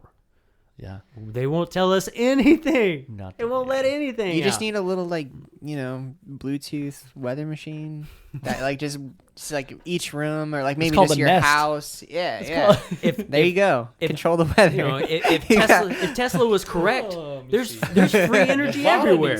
Right? That's it. Your Neuralink. You're like you're connected to the thermostat. You're controlling the weather. Boom. Yeah. What if they okay? So the government releases this Okay. technology, but just to one guy named Brian, Brian. and he owns it. No one else can Yeah. use it. Where like he has like free energy. Yeah. And all that stuff. Damn. Like, God damn it, Brian. You're worse than the government, Brian. Yeah. You want to trade and barter? Brian's got a tough job. Yeah, he does. I wouldn't even want that job. Damn. If I got it, I'd be like, well, fuck it. Like, everybody check this out. This is kind of cool. Yeah, I feel like there's a person out there that's like manipulating the weather, listening to this, you know, in Yeah. like 10 years. And they're like, man, this is a hard job. Like we'll let you do it. I'm just shitting on this guy. And Yeah. he's like, I'm so sorry. He's like, "How'd y'all it's do-" so Yeah. hard to manipulate the weather. Like, I didn't mean to. yeah. Oh man, Yeah. dude, I don't know, man. I mean, No. you know, it's all conspiracy, right? Yeah. But But it's also like a search of the unknown. It's like exactly. I think it all kind of fits in the same Mm-hmm. square peg in a square hole. Yeah. You just think about the ruling elites, right? It's like this. Oh, it's a conspiracy theory, but there is a ruling class of elites. Is For there sure. not? Is there not? Yeah. There Definitely. absolutely I think there is. is. There definitely is. There absolutely is. That's not a Like- that's not a fucking myth. I'm gonna dude. go with yes. Yes, there is, man. And I'm gonna go with they do some weird stuff. Totally. I'm gonna go with they have some secret things like the that they do. transfusion of like young people's blood, Vampires, like, into bro. old people. Damn. Yes. like they're doing that. Like It's that's real. insane. Also, so Joe, you said as we were talking about that the bones that were found in the Vatican to bring that back there. Yeah, totally. So Joe goes, I bet they do they do sacrifices, and that's Damn. where those bones came from. Those unmarked Well- bones, right? Like, Yeah. you gotta know. I mean, y'all have seen Skull and Bones, the movie. Yeah. There's some shit that no one will ever know about unless you're in that like little Yeah. clique. But dude, there's gotta be some Moloch like praying to an owl god, and there's actual like sacrifice. I don't know. Yeah. Maybe Yeah. Yeah, don't no, know. I sort of just imagine them having these like rituals that they can do to like access other dimensions and like they're interacting with those higher intelligence With, and they're with like children and virgins and the yeah, purity they're of doing, it, and they're it's, doing all these weird rituals It's and crazy. occult ceremonies Yeah. possibly. uh-huh. But I feel like they probably are. You know, they probably are doing some weird stuff, you know. There's different levels to it, you know, and some people never reach that level. So you know, you Damn. may have people who are like, yeah, I'm a Freemason, but that's because you ain't on that level yet, buddy. Yeah. You know, or Skull and Bones or whatever, you know. Yeah. And there's so many different, you know, theories and people who talk about that kind of stuff, and you know, what's it, Bohemian Grove, right? Yeah, And that's a big one. that's a big one, and Illuminati. yeah, it's all just ritualistic. We take it back to Gotta knock at the door, be right being, back. The ritualistic, Illuminati. you know. I said Illuminati and someone knocked at the door. So, you know, we were talking about the FBI and our shit cut out one yeah. day. I wonder what the Illuminati would like have on their snack table. Do you know what I mean? Like, What are they eating? yeah. Like, Yeah. what's like the meeting like? You know, is it?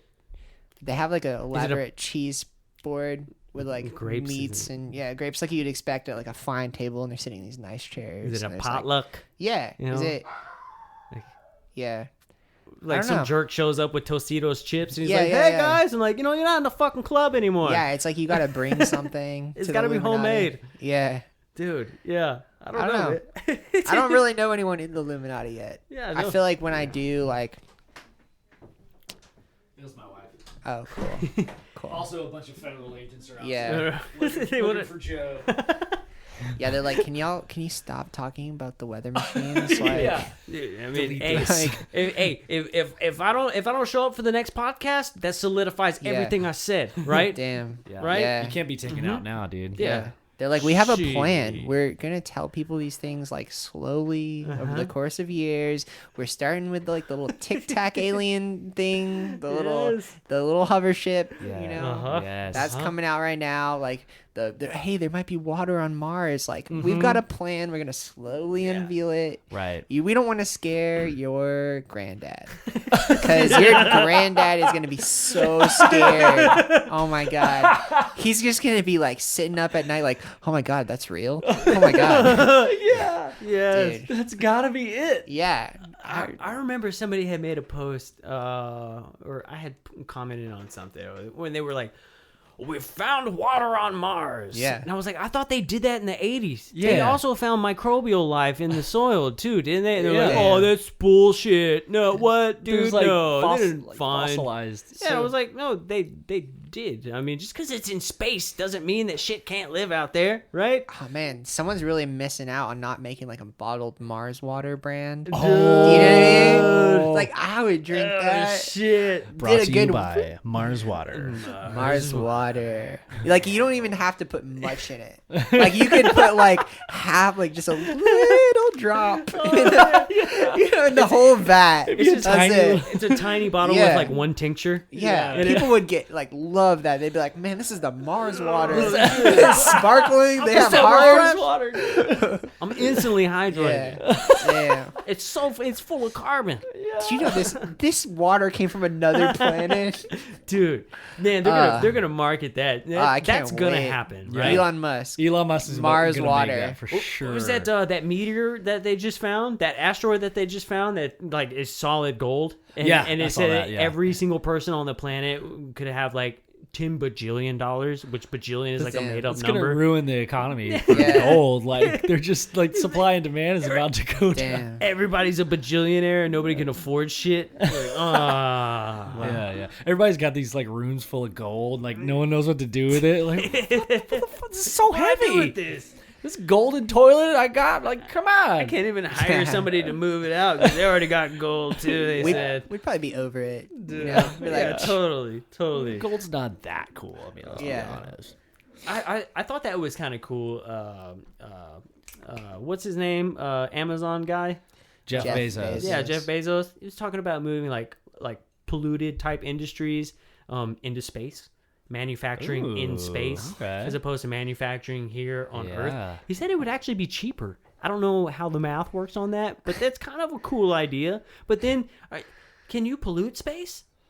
I mean, you can with like debris and shit, right? Never thought about that. But if it's infinite, can you pollute space? man, I was in design school in college, and I actually made a teacher really, really mad. Like so mad that like I feel like she like couldn't even look at me. She was so pissed. Like we were doing a project on trash, and I think I was just like, "Yo, why can't we just like take all the trash and like just send it into like a sun that's about to explode, and it will just like go Yeah. back." Totally. That's And a great she got idea. so pissed. She's like, "We can't send our trash to space. We can't do that." I was like, "I'm sorry. We'll just keep our trash here." Yeah, I'm sorry. Triggered, dude. Can't Yeah. you just send that shit into our own Yeah. sun, right? But I mean, Yeah. I guess it'd be hard to like get the trash to space. Like, I mean, maybe we could like teleport it. Maybe It'd that's be coming expensive. soon. Just like a sun about to explode. It's just like, Yeah. and all the trash is just like, it's like, oh, Vaporizes. Yeah, There's you're like, back. there's like Because- white claw because- cans. Trash. White Claw's gonna. Trash also is Yeah. made of the same shit as we man. are. Damn, we're trash. I am totally trashy, dude. I'm such We're trash. so trash.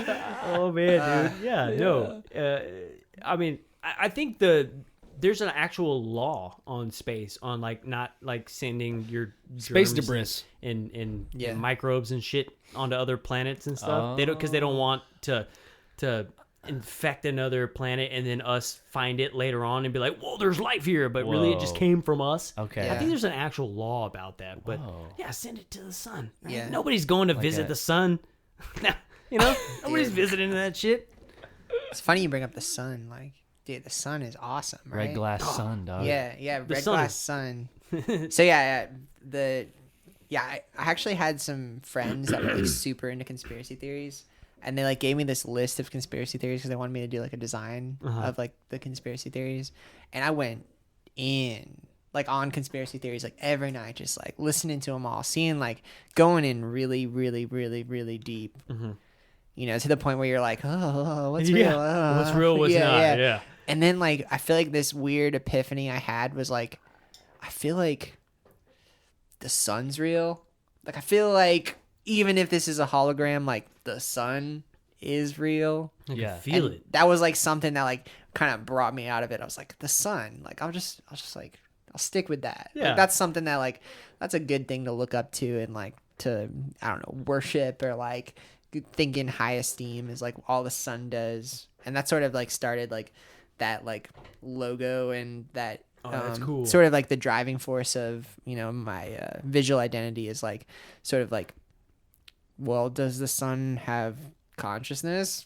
Like, does the sun like pick and choose where it sends its energy, or is it just like in all directions simultaneously, like just sort of like killing itself, sending out energy in all directions, like while, you know, making everything else like grow and happen while, you know, the sun. Is that where the eye is? Is that the representation of the sun? Yeah, I mean, I think the sun and the sun eye.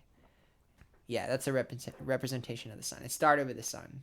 Cool. That's pretty cool. Yeah, that's awesome. I like the sun. I think the sun is way underrated. Like way underrated. Yeah, totally. Yeah. The sun is tight, dude. Yeah, the sun is tight. Yeah. Like if you like looked at the whole planet, it's like, can we all like agree? Like, let's start with one thing. Like, we all like the sun, right? Yeah. The sun Let's is. yeah. Everybody on the same page. Yeah. Yeah, totally. We all okay. No, That's a good thing. Step 2, like we all like the Earth, right? Yeah. Uh-huh. Like kind of like maybe. You may be Yeah. unhappy with things going Yeah. on the Earth, but the Earth is tight too. Yeah. Yeah. Let's just start there. Yeah, totally. I love Yeah, that, dude. Just like kind of get it back to the basics of like what do we like? What do Yeah. we all kind of agree on? Uh-huh. Yeah. Dude, we definitely need to do that. We need some Yeah. messaging out in our media with let's talk about some things that we agree on. Yeah. You know? Marshmallows. Yeah. I Delicious. love marshmallows. Man.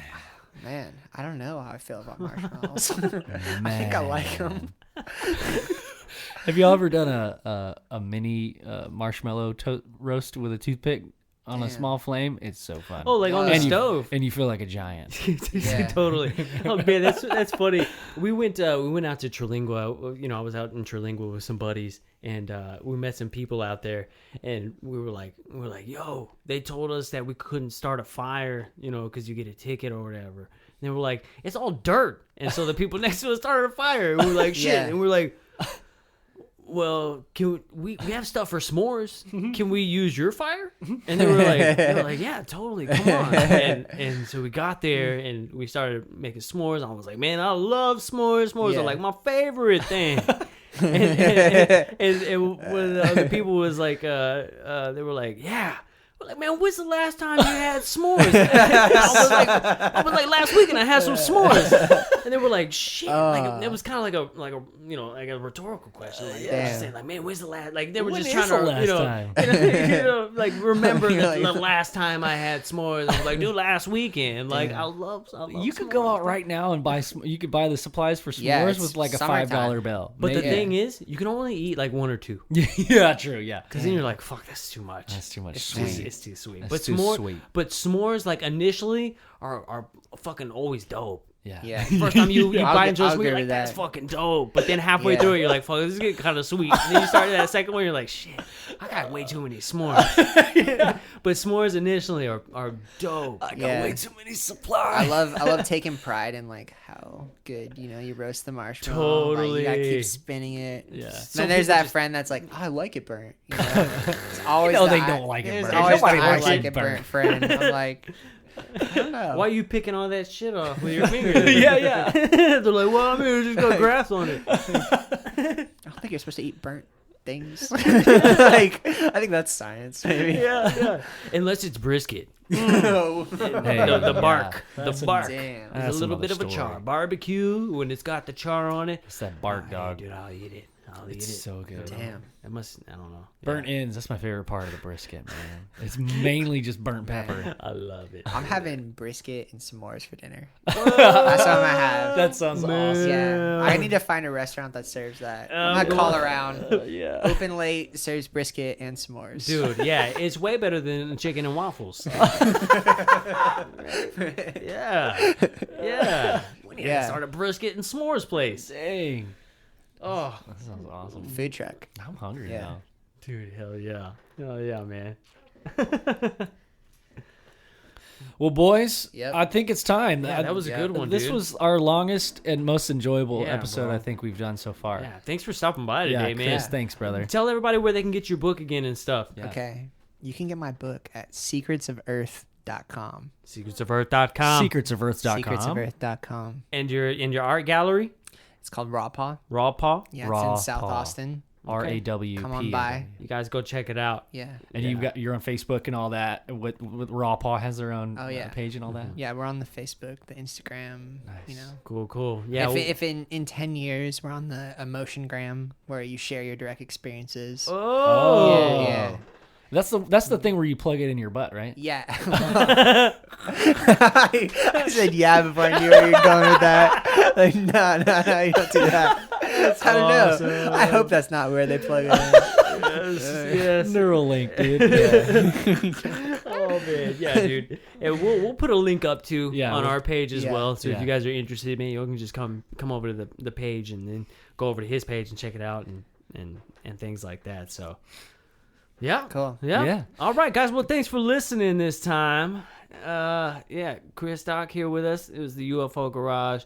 Ben, say goodbye to all the people. Hey, goodbye. Thanks for listening, you guys. All This right, has been Chris, UFO Garage. say bye to everybody. Goodbye. Thanks for making it this Much far in love. the conversation.